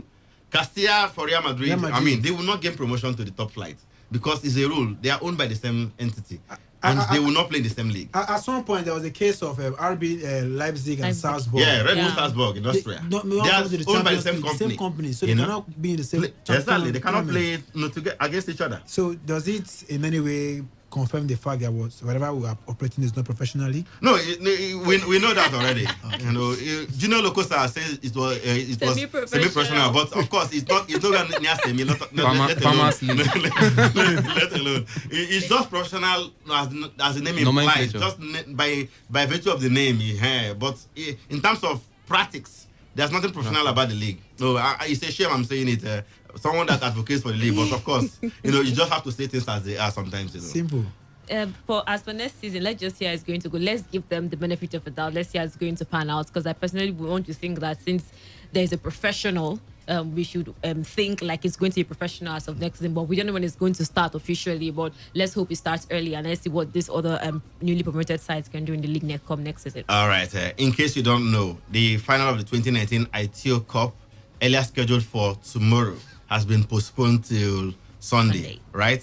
The final will go down at the Amadou Bello Stadium in Kaduna. Yes, Amadou Bello Stadium in Kaduna. The men's final is between Kano Pillars and Niger Tornadoes. And of course, the women's final will be between our own Rivers Angels, perennial winners of the competition, back-to-back defending champions. They're going for another money for with 3 years of old of allowances, bonuses. No, that one is it's a domestic problem. It's not an ITO Cup thing. It's all encompassing. You follow. They will know they'll get the Panama prize money from the sponsors. Can you cry more than the bereaved? Have the guests ever come out to say they are owing us 3 years? We did our findings and knew that they were being owed for 3 years. No bonuses for 3 years. You said something now. You understand? So I will not be complaining too much about their matter until they are willing to come out and say it. A guy will come and they will start crying. And at that period, people don't have to. No, if they want to cry, let them go to the government house as usual and block the gates. And prostrate and kneel down.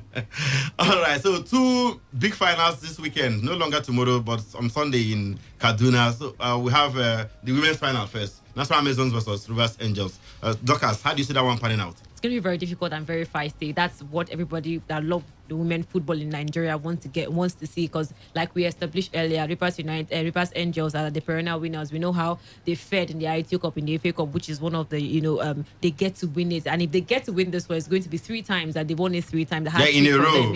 Overall, so, they have won 8 times already. Exactly. So I personally think it's going to be really feisty. Let's not forget that Nasarawa Amazons, people in the league as well, they tend to be quite difficult to pass through. If you want to defeat them, you have to beat them. They're very solid. So I wouldn't be surprised if anything if they get to beat Rivers Angels, but eventually if Rivers Angels wins it, I'll be quite happy for them, and let's just see how they're going to fare in that particular one on Sunday. All right, Victor, the men's final is between the same Sugida, Kano Pillars. They haven't won it before.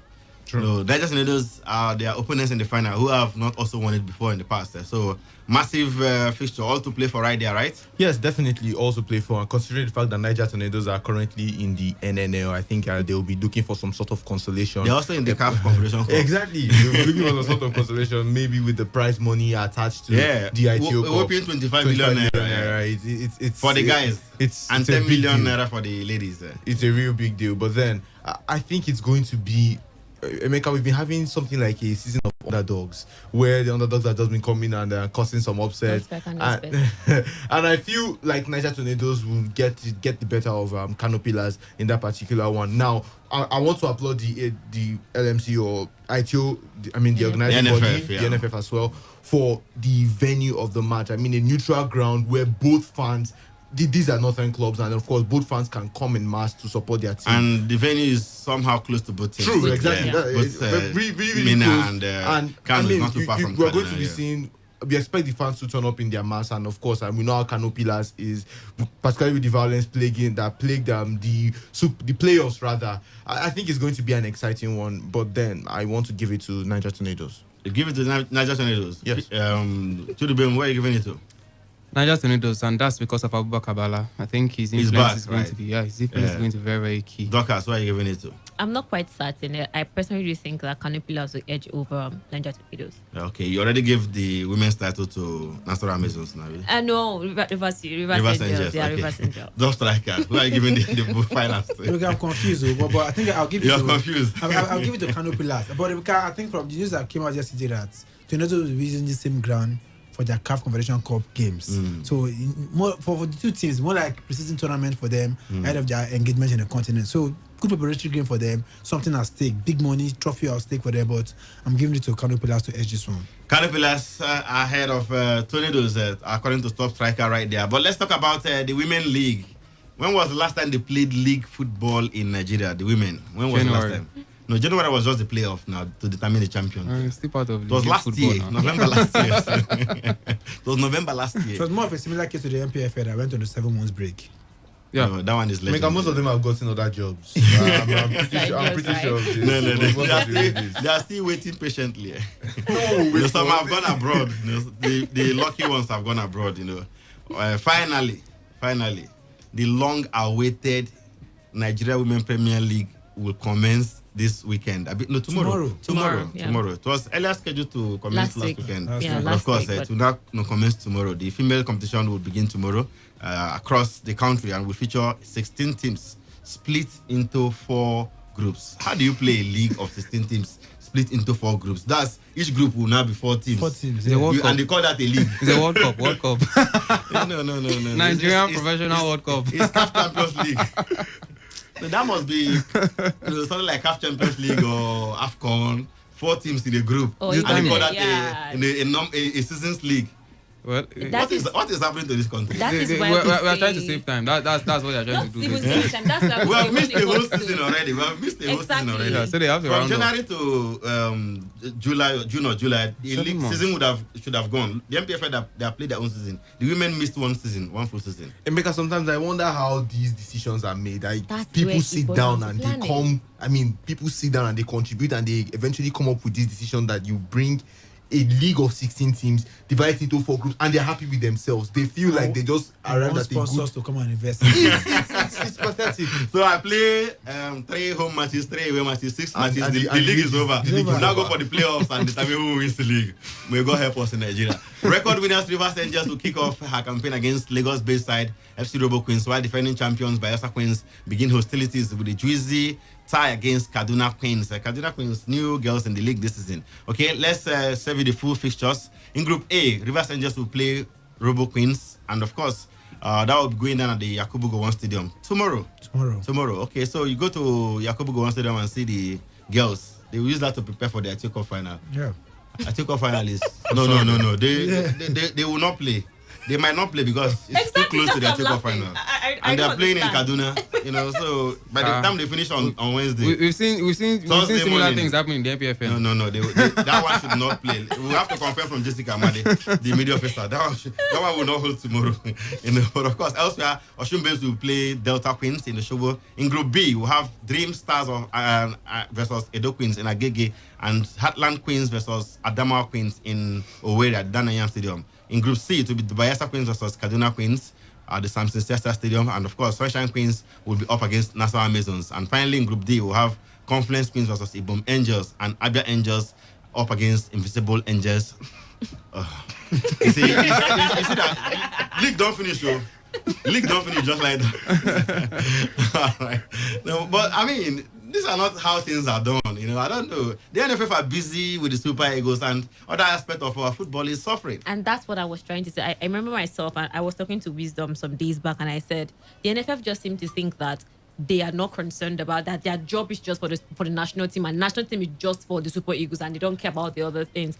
They are supposed to be the football governing body for the country itself. So everything that has to do with football in the country concerns the NFL, both grassroots. Even if yes, I know sometimes the fund does not come in, but they are in the right position to make football grow, in fact, to grow football in the country. But they seem to only be concerned with the national team, and that's the Super Eagles, like we all know. And I think that's where the NFL are getting it wrong right now. That's why I think our football in the country, it's not growing, not from the grassroots, not even from the league, not anywhere, not even in women's football, not where it's growing. So I think they need to sit down, think, and that's why we'll talk about strategy and planning. If they can strategize, plan ahead of time, and see how they're going to make football in the country, grow one way or the other, it will be best for everybody. And now, see the league, we keep complaining here and there. It's not even professional. All right, there's sugar. That's what the ants will gather. Let's come back to the MPFL after talking about the ladies. Now, let's go back to the MPFL. And MFM FC have confirmed that their defender, I think was also captain last season, Austin Okpara, yes, he has joined Enyimba.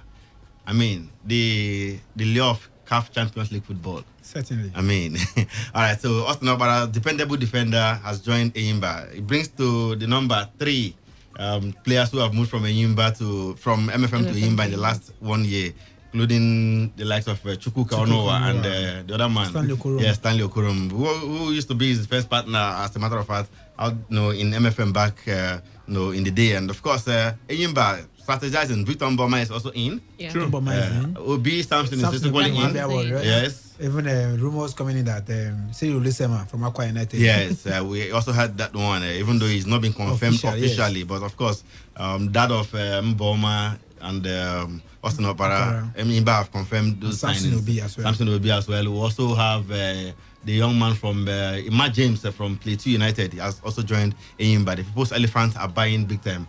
How about Rivers United? What are they? They are watching just like the way Arsenal is. Their players are still on break, exactly. As a matter of fact. They are scouting. They are scouting. They don't pay the one when we play last year. What was in Lagos for the Super 6? Yes. We went to observe. Yeah, they are scouting. To scout his ITO Cup opponents. He scouted his ITO Cup opponents. That was how he was able to get details about Aqua United and thrashed them 3-0 in the quarterfinal. Was it quarterfinal? Yes. Before beating the season. Nolobitu as well. That's the target for the season. No, not necessarily the target for the season. I mean, that man doesn't have too much to work with, as a matter of fact. That's the truth of the matter, whether you like it or not. So whose fault is it? The management, the owners of the club. All right, let's go to the phone lines right now to hear from you.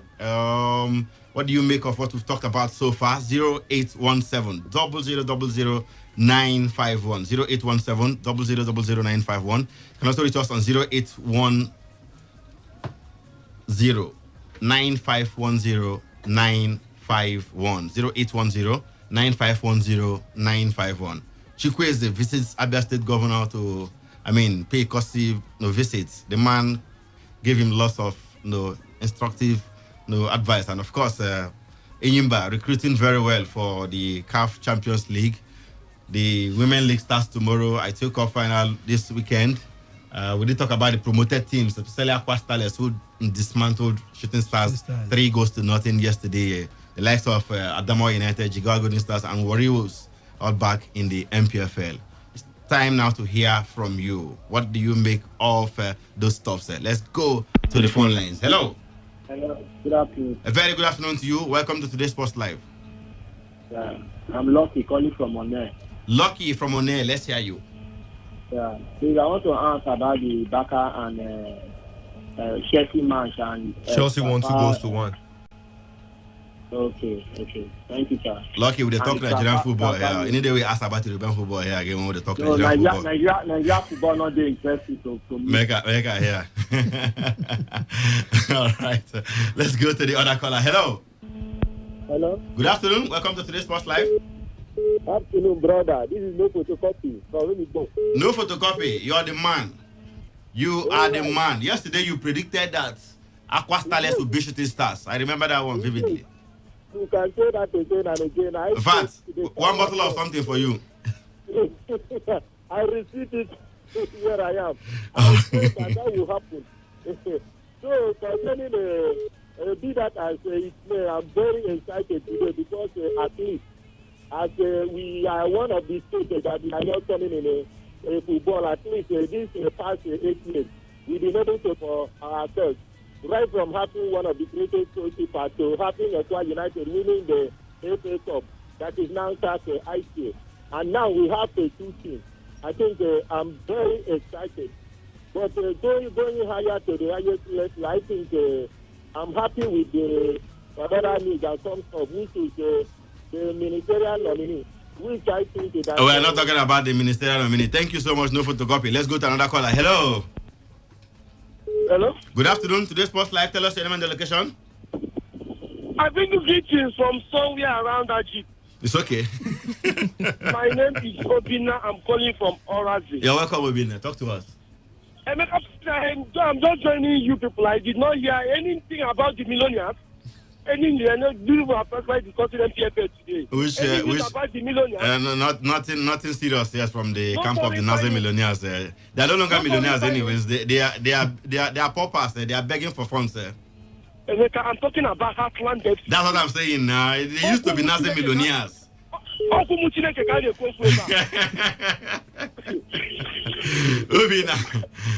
that be all from you? That will be all for me, my brother. I really want to know about my nothing serious here from the camp of your team. Thank you so much. Hello. Oh, sorry, we lost that one. Alternatively, you can send us text or WhatsApp messages to 07019339962. The Equator Man, please do well to call back. China Chiru, I missed your call here. Please see if you can call back. I know you want to contribute on the show this afternoon. Let's go to the text message portal. Victor, you have some messages there? Yes, we do have some messages. This person says, Praise from Neuro says, can you give me the AFCON team of the tournament? Well, this message AFCON we finished since Friday. Nice to find team of the tournament on Tuesday. This message comes from Molero Miracle from Port Harcourt. It says, Aqua Starlets do him a favor now. He says Aqua Starlets are nowhere supposed to be promoted. What's really happening to our league? If it were to be in Europe, they would drop in favor of 3SC Shooting Stars. Docas, I hail.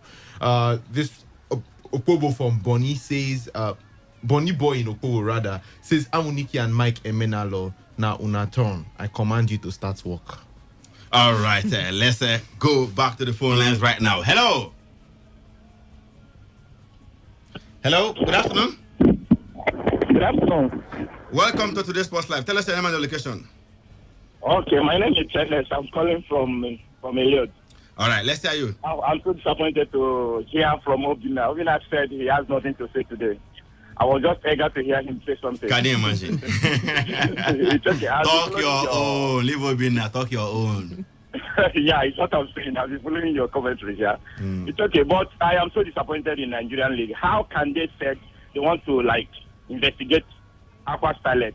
Where we are there when these people were playing all their matches to the essence of playing the last one they played yesterday, and there was no investigation, there was no information given to their club to notify them of what they are trying to do. Until now, these people have now been promoted to MPFL. Now they want to go about their investigation or try to suspend them. This is so crazy. I'm so disappointed about Nigerian League. Okay, thank you so much. The point is this: it's not starting today. As a matter of fact, Enyimba and Abia Warriors have been playing in the MPFL for the past 5 seasons or thereabouts. Since Abia Warriors gained promotion, they've been playing together. Both teams are owned by Abia State government. Back in the day, Sharks and Dolphins existed in the same league. Nothing happened. It's a common practice in Nigeria, but it's not global best practice. It violates the regulations of the club licensing system. And but here things are done differently. And there was a time NFF even proposed that they will stop it going forward and all that. But come on, that was a mere proposal, and they haven't implemented it till date. So let's not even talk about it because it's not starting with Aqua United and Aqua Starlets. Hello. Great. Simon, good to have you on the show. Talk to us. I want to commend the governor of Abia State, Okezi Bazu. I give him Chukwueze, in fact, one of the best advice of his career. So Chukwueze should listen to everything that the governor told him. happen. See, and myself, I also want to advise you, just as some of you have already said there. To still remain at least one season for Vieira. Vieira is not a small club. Vieira have played in Champions League so many times. Even if they even got to the quarterfinal, I think, of the Champions League. Yeah, back in the day. So he should remain there. Because, like Chukwueze, because that is another advantage again. He should not listen to his agents that are looking for their pocket. When all these big things that they are mentioning now, if you watch now, which place now, which team now that Chukwueze will go there and command stand. All right, so Simon, you have said it all. He should remain there at least for one more season. Shouldn't be in a hurry to leave the club.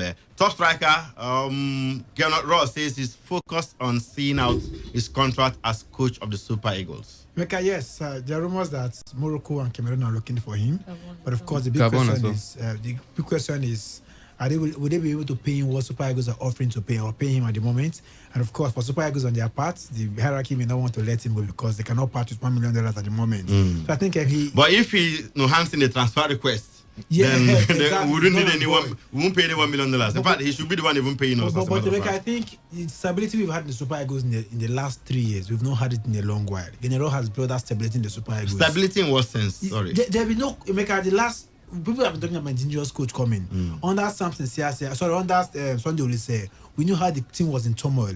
Under Stephen Keshi of blessed memories, we knew how there was problem in the team. So I think this one has brought unity. Even Mikel Obi before he left, he said the kind of unity they have in the team right now, he's never had it all through his stay in the Super Eagles. It doesn't mean there hasn't been stuff like that at all. Coming, but we also understand that Mikel Obi and Onasi fell out at some point. Because they are human beings, they have egos, they are rich, they are big boys, to happen. But of course, for the first time in a long while, we've not had those kind of obvious records in the team. But of course, I think on that premise, I'll allow this man to stay. People say the man has not done anything. But for me, I think the man should just see out his contract and moving forward, we can do whatever he wants to do. All right, Victor, quickly, Bonfrey Joe, former Super Eagles coach, we know him. I mean, he says the team didn't play well. They lacked good team play to win the recently concluded 2019 AFCON out there in Egypt. You want to agree with him? I completely disagree. I think the Super Eagles played one of the best style of football that we have seen in the last 5-6 years it looks like the national team has had nothing to offer, nothing for the Nigerian fans to cheer for. But what we saw, particularly from the third game at the AFCON, you want to applaud the Super Eagles. They played really well, particularly utilizing the flanks and the diamond midfield. I mean, those guys were impeccable. So him saying that they did not have a good performance, I strongly disagree with that. But the results were not just forthcoming. The results were not as they ought to have been. But I think the Super Eagles played really well. They make some messages coming in. All right. This person says, that's Kingsley from Rumokoro. He says, the issue is not only about Nigerian Women League. This is not just a Nigeria issue. It is the problem of Africa as a whole. What is CAF saying about establishing a CAF Women's League, a CAF Champions League for women, as it is done in Europe? Because FIFA are even planning to host a club World Cup for women. True. Yeah. He says Nigeria is even trying to get a competitive league for women. What are other countries doing? Some don't even have it all. True. Another person says, good evening, Emeka. Please, do you have any team from Anambra apart from Ifa Yoba FC currently in the MPFL? So many messages. No. We have Navy United, but they're not in the MPFL. True. They're in the NNL. This person says, good day, sports crew. My name is Goodluck Hazard. Please, it is not MPL. It is NCL, Nigeria Comedy League. Guinness Book of Record has no space because of NCL. I cannot wait for the start of the next season. And Fresh says, please, who scored for Chelsea and Barcelona coming from Army Range? Well, for Chelsea, the first goal came from Tammy Abraham, and Ross Barkley got the second goal, with Ivan Rakitic scoring in 98 minutes consolation goal for Barcelona. All right, back to the phone lines to get more reactions. Hello. Good afternoon. Good afternoon to you. Welcome to today's Sports Live. Destiny from PH. Destiny from PH. Let's hear you. Yeah, I'm looking to invest my money. Then I will take it to Nigeria, and then I want to invest in the women league, and then you have to see teams. You are playing for men. Is it 4 women tournament or 4 women one? 4x4. It's 4x4. Four teams in one group. You play 6 matches and the league is over. God will help us in Nigeria. God, we need help. We really need help. These people, they enter AC card, drive down to the AC office, they sit down, clap for themselves, bring water.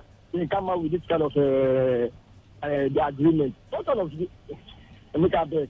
I don't tire. All right. Thank you very much. No, we're not going to tire. We'll talk until the league better. They will take action one day, and at the end of the day, we'll be happy about the renaissance. I mean, look at what is happening in England today. Yeah. That league, that Premier League, back in the day, it was terrible. Yeah, true. It was terrible. Hooligans everywhere. We hardly had that. Officiating, insecurity, they stop people, stadium collapse and stuff like that. Terrible league. But when the government became ready for the league, pumped money into the league, and the press also did their bit, and at the end of the day, look at where they are right now. They're a model for the whole world there. So one day the MPFL will be like that too, right? Definitely. Yeah, just hope. We can only hope. Just hope. Hello. Hello. Good afternoon. Welcome to Today's Sports Live. Good afternoon, Emeka. Yeah, your name and your location. Yeah, my name is Matthew Jumbo. I'm calling from Putago. Okay, let's hear you, Matthew. Emeka, I'm very, very disappointed. That's what happened. I don't know that man that came out to say that he's Aqua United feeder. That the one that won the match yesterday. No. Look at what happened. Wait, I'm coming. Wait. Let me clear you on that before you continue. After the match yesterday, after Aqua Starlets beat Shooting Stars 3-0, the official Twitter. Hello, good afternoon. A very good afternoon to you. Today's Sports Live. Yeah, this is Madabuchi calling from Igrisa. Yeah, man, no be God. Mo, hear you. Yes. Like our concluded AFCON, the Super Eagles, they did very well. But I still urge our head coach, Ganaro, to work on the team, because our defense seems like they are not withstanding pressure. And also our striking line, we still have a lot of work to do over there because we are not getting goal. Do you remember, 2 days before the AFCON kickoff, I told you that we are lacking goal scoring because we play 2 matches without scoring a goal. I say, I wonder how we'll go there and make it. Ivana, that is exactly the problem. What brings us down? All right, thank you so much. Let's leave it there. You made your point. Let's go to Twitter. Steph Lotana says, Chukwueze wants to leave Villarreal. Let him go to Tottenham. There, they can nurture him well, but I don't want him to leave Spain yet. Apostle Arinso, a very big friend, he says, funny and interesting. The women are about to play FA Cup finals, while the 4 groups league is about to start.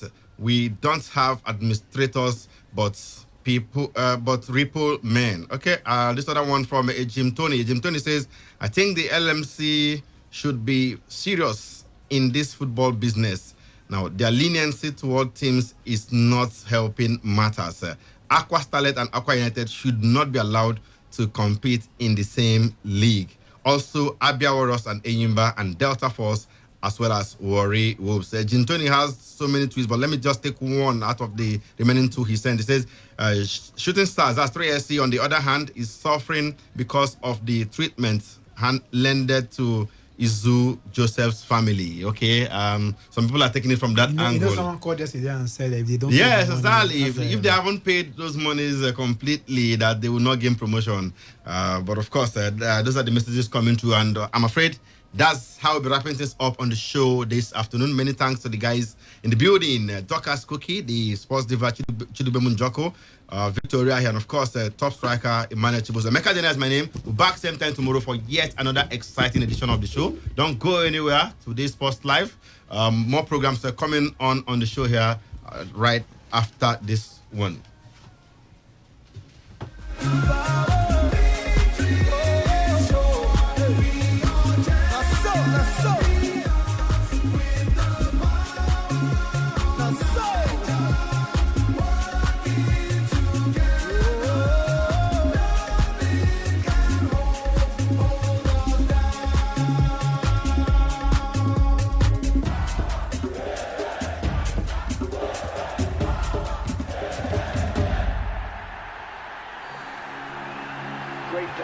Tackle. Now there's no telling with these Nigerians. And he makes it to the 18.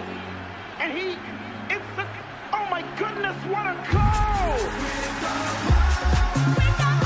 Port Harcourt, are you ready? Today, 95.1 FM, the voice of the people.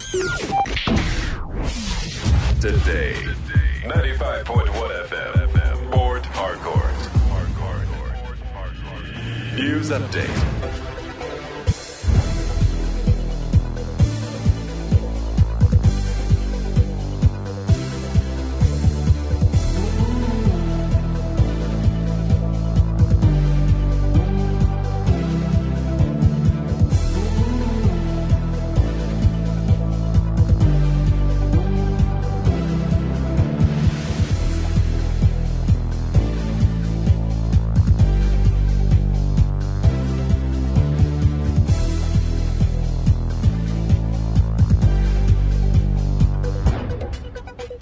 Good afternoon, and here is the news update on Today 95.1 FM. I am Ifeemi Andrew.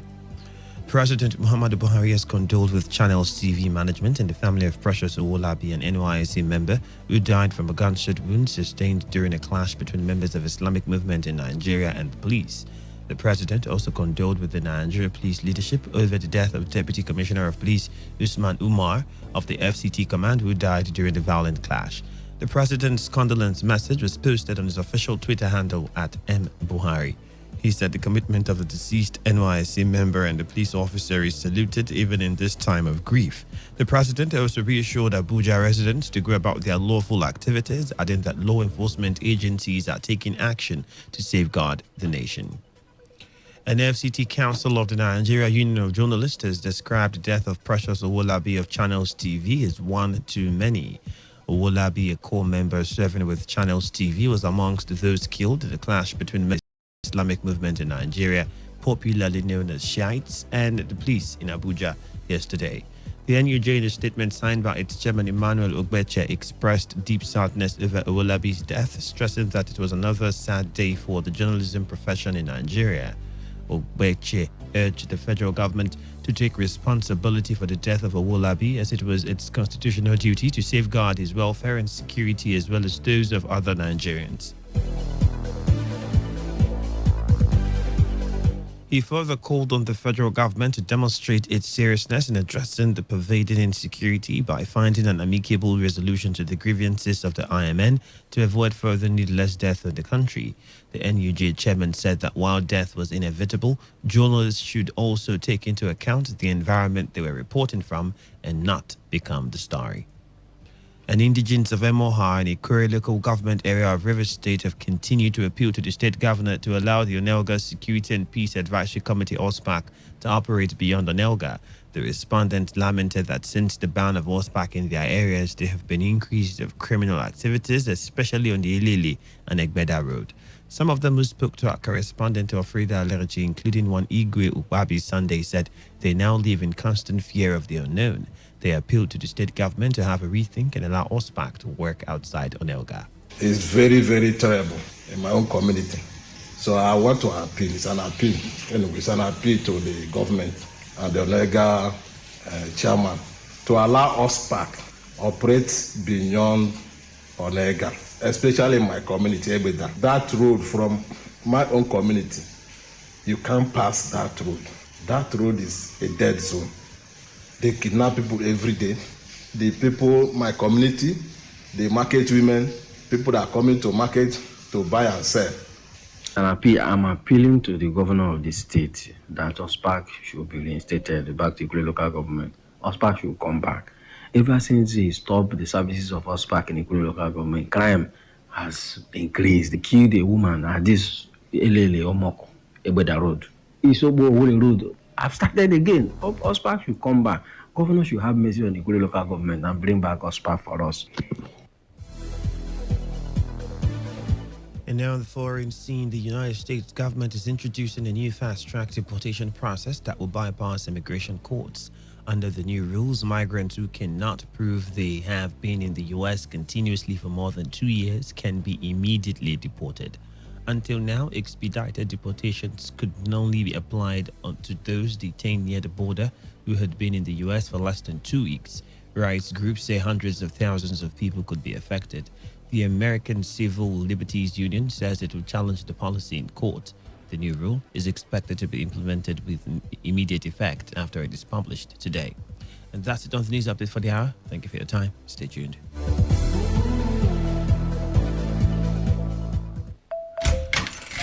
tell me, Junior, what is the difference between your Indomie and any other meal?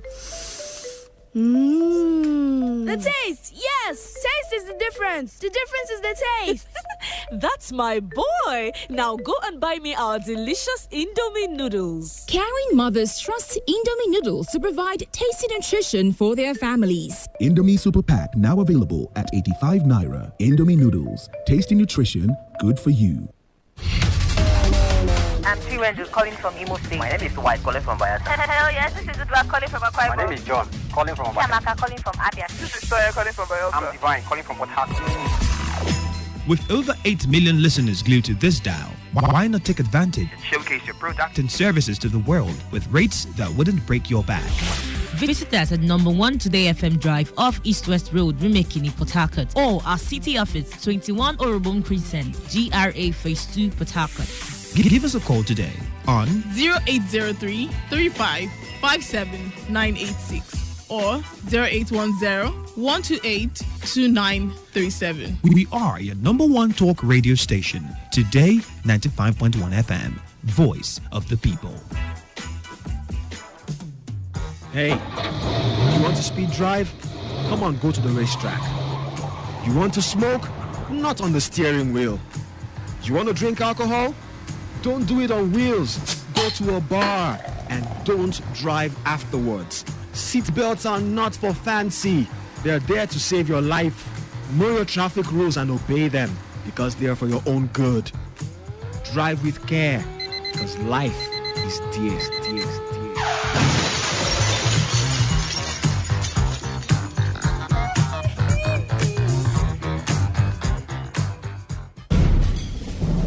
Some people will carry human head in their boots and they will not charge them because they are collecting bribe. When they go collect salary, then go say government need to pay them way. All these taxi drivers safe. They don't even get papers. Even driver's license safe, they don't get.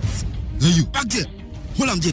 Their cars are in bad shape. Very, very bad shape. They have no ethics of driving. That is why they will continue to bribe so that they can have their way. I go shoot you now. I go shoot you. Headlight, you no get. Side mirror, you no get. Motorway to where carry animal. Now you take put for road to carry human being. You don't even wind the motor when rain they fall. You no get conscience at all. Take, you be number 15. You be number 5. More than no forget on number. Let's allow them do their job. Do not obstruct justice by giving or taking bribe. Avail yourself a check. Even you, Oga driver, reckless driving, and always update your papers. This information is brought to you by Today 95.1 FM. Voice of the people. Officer, give me change. Now 1,000 I give you.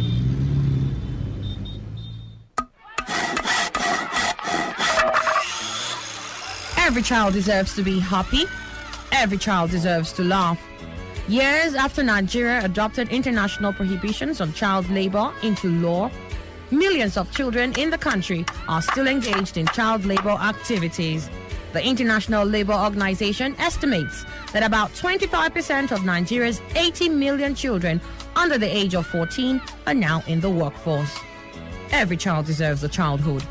Let us all rise in every hood to give every child, regardless creed, belief, or tribe, a pleasant childhood filled with laughter. This message is brought to you by the Voice of the People.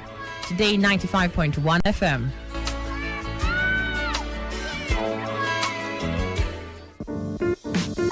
Cultism is a monster whose ravaging effects have left tales of woes such as loss of lives, kidnapping, drug abuse, threats, destruction of properties, blackmail, rape, and many other ills in society. In our society today, poor parental training, peer pressure, poverty, quest for power and social identity are the leading factors that contributes to youths indulging in this act. Again, peace can be restored to our society only and only if we attach value to human lives. And this would bring about rapid development to our community. Say no to cultism. This message is brought to you by Today 95.1 FM, Voice of the People. All stands, greet. Good morning, sir. Good morning. You're welcome to Jagbajantis High School. My name is Sound Sultan, your new mathematics teacher. By the way, do you understand pidgin English? Yes, sir! Okay, now what we go use henceforth? Okay, carry your pen. Carry your paper. Them for my class. People of this world, them plenty. The sins of this people, many. So many. Many times plenty, multiplier. Many times plenty, multiplier. Multiplier. The answer you get now waiting, they make poor man they cry. The answer you get now waiting, they make rich man they mess and leaders they lie. The answer you get now waiting, they make young boys and girls join party gang. Answer you get now waiting, they make innocent man rot inside the jail.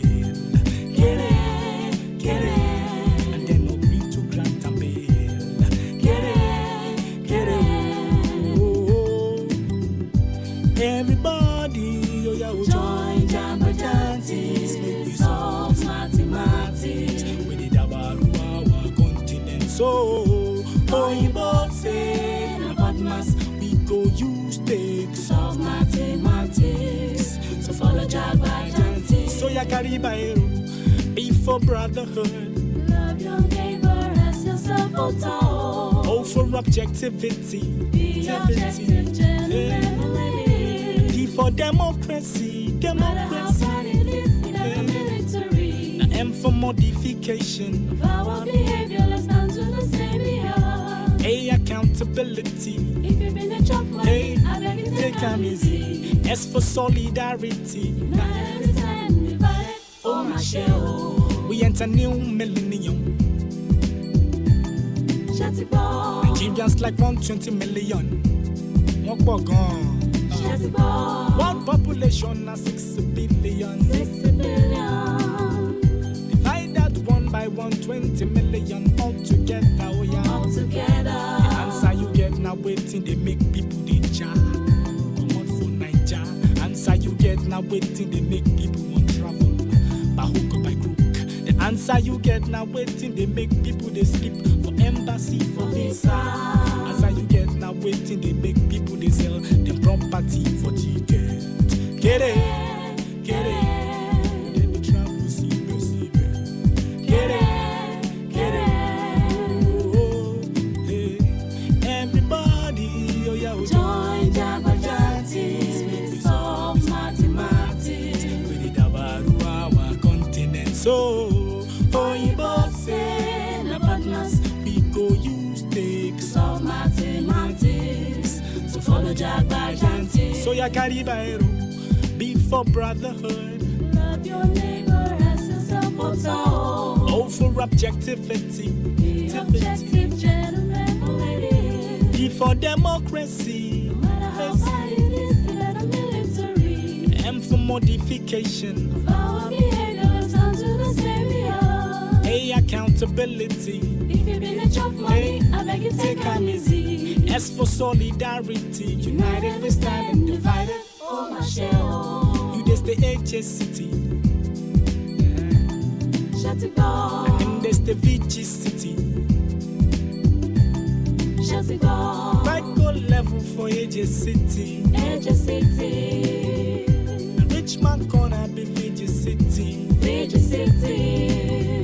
You try add AJ and VG City all together. Oh yeah, all together. The answer you get now waiting, they make rich man oppress and then suppress. The answer you get now waiting, they make poor man depress, but then aggress. The answer you get now waiting, they make poor man they try to keep up with the Joneses. Answer you get now waiting, they make poor man begin, they try to prove a limit. Get it. Never get money then they finish. Get it. Oh, hey. Everybody, oh yeah, join Jagbajantis. We solve mathematics. We did about our continent. So Oyibo say about mass, we go use takes of mathematics. So follow Jagbajantis. So ya carry by situation in this nation, disposition, our condition, unexplainable pain. In our heart march, not to mention brothers killing brothers for patience, salvation. Resolutions are made, but always made with lack of vision. Imperfection is the order as we keep seeking solutions. Only God can solve this mathematical equation. Thanks for your contribution. Now, any more questions? It all begins with breaking news. Now, make no mistake, this is a difficult mission, and it will remain difficult for some time. Then it keeps trending. Events, issues, personalities, all struggling to gain attention. But in the race for deadlines, the intrigues, power play, undercurrents are often missed or underreported. Insecurity here is basically a product of poverty. But not anymore. As the platform on radio steps in to fill the missing links on events, issues, and personalities in the news. I'm not afraid of anybody. Yeah! The platform on radio serves only the hottest topics and trending issues. Only on Today 95.1 FM. 95.1 FM. Port Harcourt. Every weekday at 4 p.m. Get on the platform on radio and be served.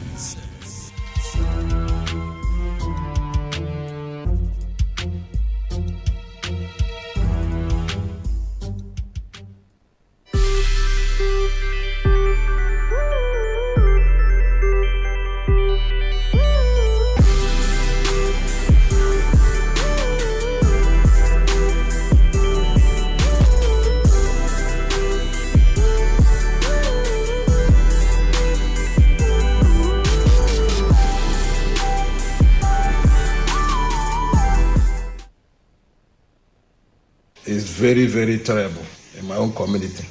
So I want to appeal. It's an appeal.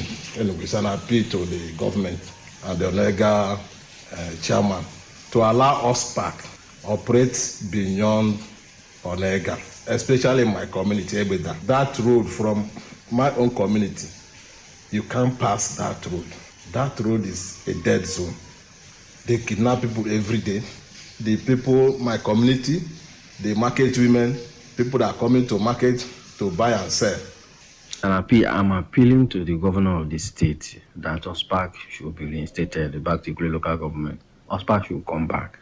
Ever since he stopped the services of OSPAC in Ikure local government, crime has increased. They killed a woman at this Elele Omoko, Ebeda Road. Isobo Wole Road. I've started again. OSPAC should come back. Governor should have mercy on the Ikure local government and bring back OSPAC for us.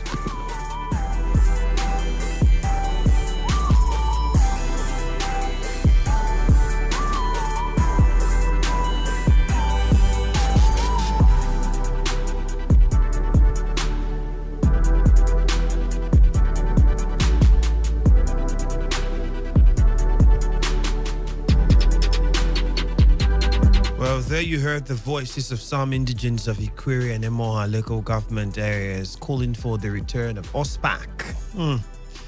The youth leader from Onelga was also speaking on the activities of oil multinational companies in Onelga. Well, it's 19 minutes past 4, and you're welcome to another edition of the platform on radio here on Today 95.1 FM. I am Ifeemi Andrew. I'll be your host for the evening, and I'll be giving you insight into some news reports making the rounds. The platform on the radio, by the way, is a program where we dissect trending political issues.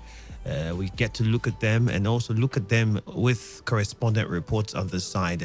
Correspondents will get reports from the field, get to also get on the show and give us more details as we look at their reports as well. All of this is done so that we get to, get a chance to hear what might not be in the news. On the menu for today, though, indigents of Emoha and Ikure local government areas call for the return of OSPAC. Should that be done now? Why was it even removed in the first place? Many questions to answer. Also on the menu, Senate receives ministerial nominees list from President Muhammadu Buhari. Earlier on in the day on today's hustle, we talked about this a bit. Who should make the list? Who shouldn't make the list? Was it worth the time? Was it worth the wait? The names that are in there. And does it really confirm the president's statement of trying to ensure that he works with people he knows? Well, let us know what you think when we get to that bridge. But for now, we'll look at OSPAC and the security situation. Indigents of Emoha and Ikwere local government areas, all in Rivers State, they've continued to appeal to the state governor to allow the Onelga Security and Peace Advisory Committee, OSPAC, to operate beyond Onelga. The respondents lamented that since the ban of OSPAC in their areas, there have been increases of criminal activities, especially on the Ilele and Egbeda Road. So some of them actually spoke with our correspondent, Frida Lerechi, including one Igwe Ubabi Sunday, who said they now live in constant fear of the unknown. They also appealed to the state government to have a rethink and allow OSPAC to work outside Onelga. It's very, very terrible in my own community. So I want to appeal. It's an appeal. Anyway, it's an appeal to the government and the Onega chairman to allow OSPAC operate beyond Onega, especially in my community, Ebeda. That road from my own community, you can't pass that road. That road is a dead zone. They kidnap people every day. The people, my community, the market women, people that are coming to market to buy and sell. I'm appealing to the governor of the state that OSPAC should be reinstated back to the local government. OSPAC should come back. Ever since he stopped the services of OSPAC in the local government, crime has increased. They killed a woman at this Elele Omoko, Ebeda Road. Isobo Wole Road. I've started again. OSPAC should come back. Governor should have mercy on the local government and bring back OSPAC for us. Do you think OSPAC should be allowed to expand their operations to other areas? I think the answer will be obvious coming from many people who have been complaining about this, but would also like to know what many of you would think. Perhaps some people are out there who are contrary to the idea that OSPAC should be allowed to expand to other areas. Some have even said, well, why not? We have what OSPAC Onelga has done. Some other local governments try to do theirs. And questions have also been raised with regards to what that can cause. So let's know what you think about OSPAC returning and how we can tackle that issue. Hello to the 95.1 FM. Good evening to you. What's your name, please? Hello, good afternoon. Good evening. You're welcome. What's your name? Yeah, my name is Comrade P. Okay, go ahead. Yeah, the governor banned activities of OSPAC without consulting the people who are in local communities that need this. He goes home, out, with the heavily armed security men to protect him and his family. So I think now that the people, Edgar and of course, Emo and the local government has, it is high time the governor listen to the life of this. Because the direct killer, they are the people who are directly involved. So I'm of the opinion that the governor should think of these people to return us back so that they will be operational within that area. What they should only do is that they should profile the activity, not total ban on them. Because ordinarily, from time to time, you hear of kidnapping, hand robbery, and all that within that area.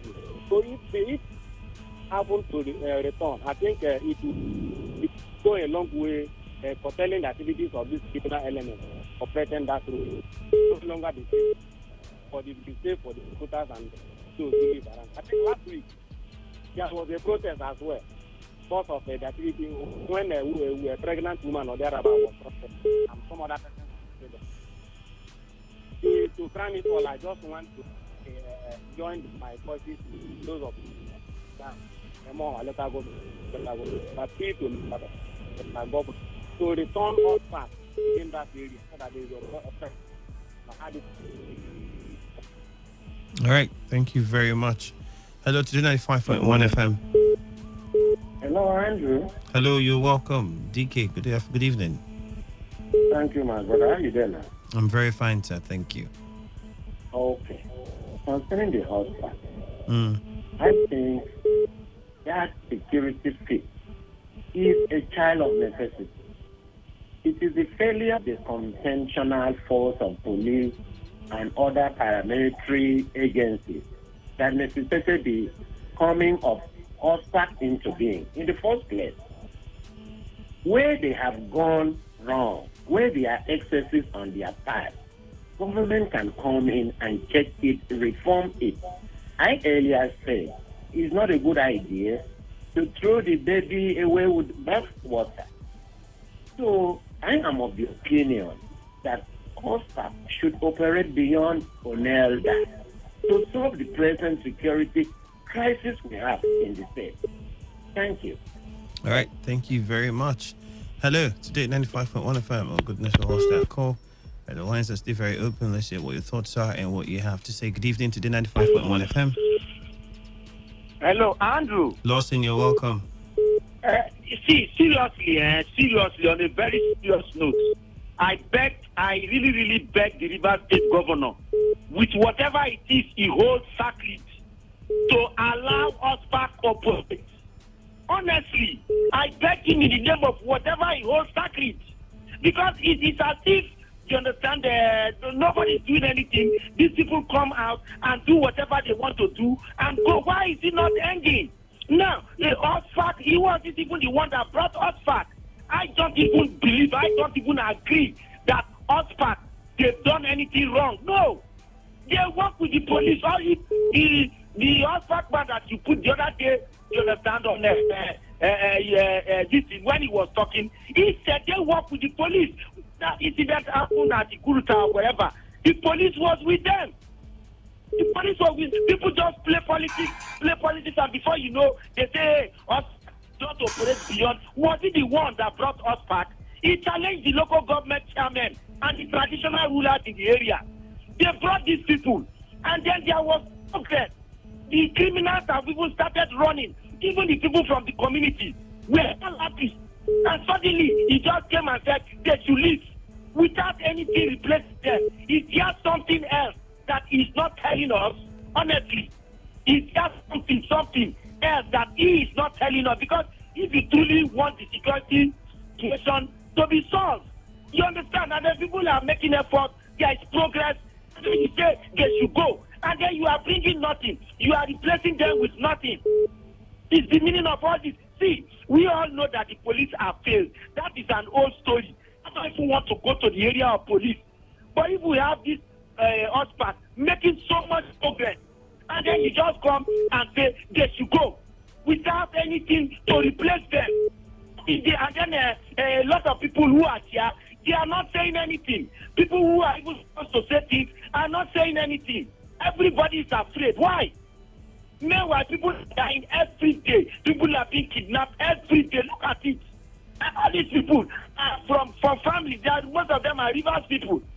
So please, he has decided not to do anything. Let him allow those who have employed the services of PAC. Let him allow them to bring them for them to operate. All right, so that thank they you. can some lives, Andrew. Thank you. Thank you very much for your contribution there on the show. Lawson from Yenegua. 08170000951 and 08109510951. Good evening.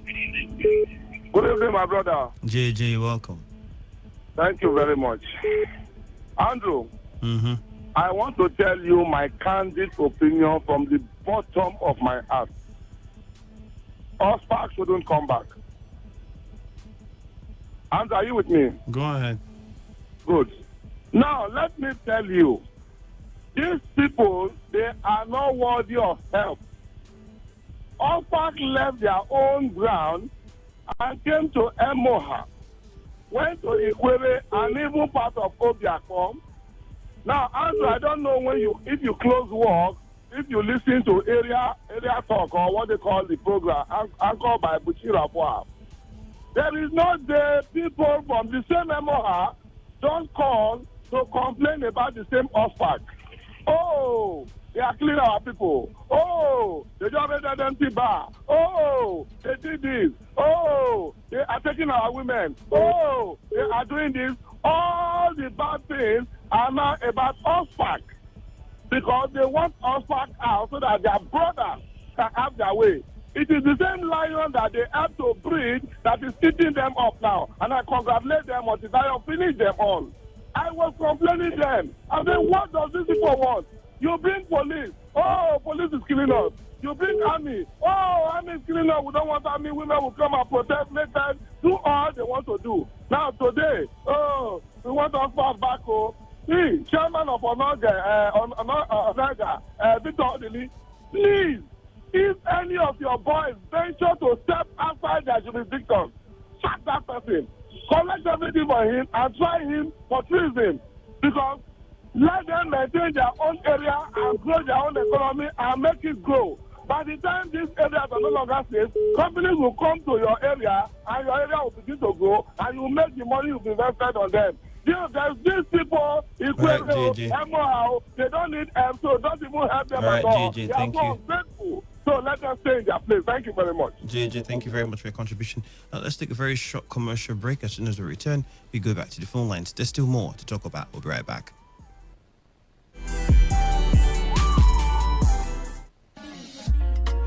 Akas, where you pack all these plenty loads they go with your family? They go Dubai. What did they happen for Dubai? You never hear about Odibola Invest and Travel Promo? Odibola Invest and Travel Promo? Yes, so that one be say, if you buy 5 plots of land for inside Odibola Quiet Heaven Layout Phase 2, you don't qualify instant to go Dubai with me. You mean say 5 plots of land, me and my family, we don't see Dubai be that? Yes, so buy 5 plots for 1.5 million naira each. All expense paid, you not go pay 1 naira at all. And even you, if you buy 1 plot, you don't qualify for raffle draw to go Dubai with me and my family.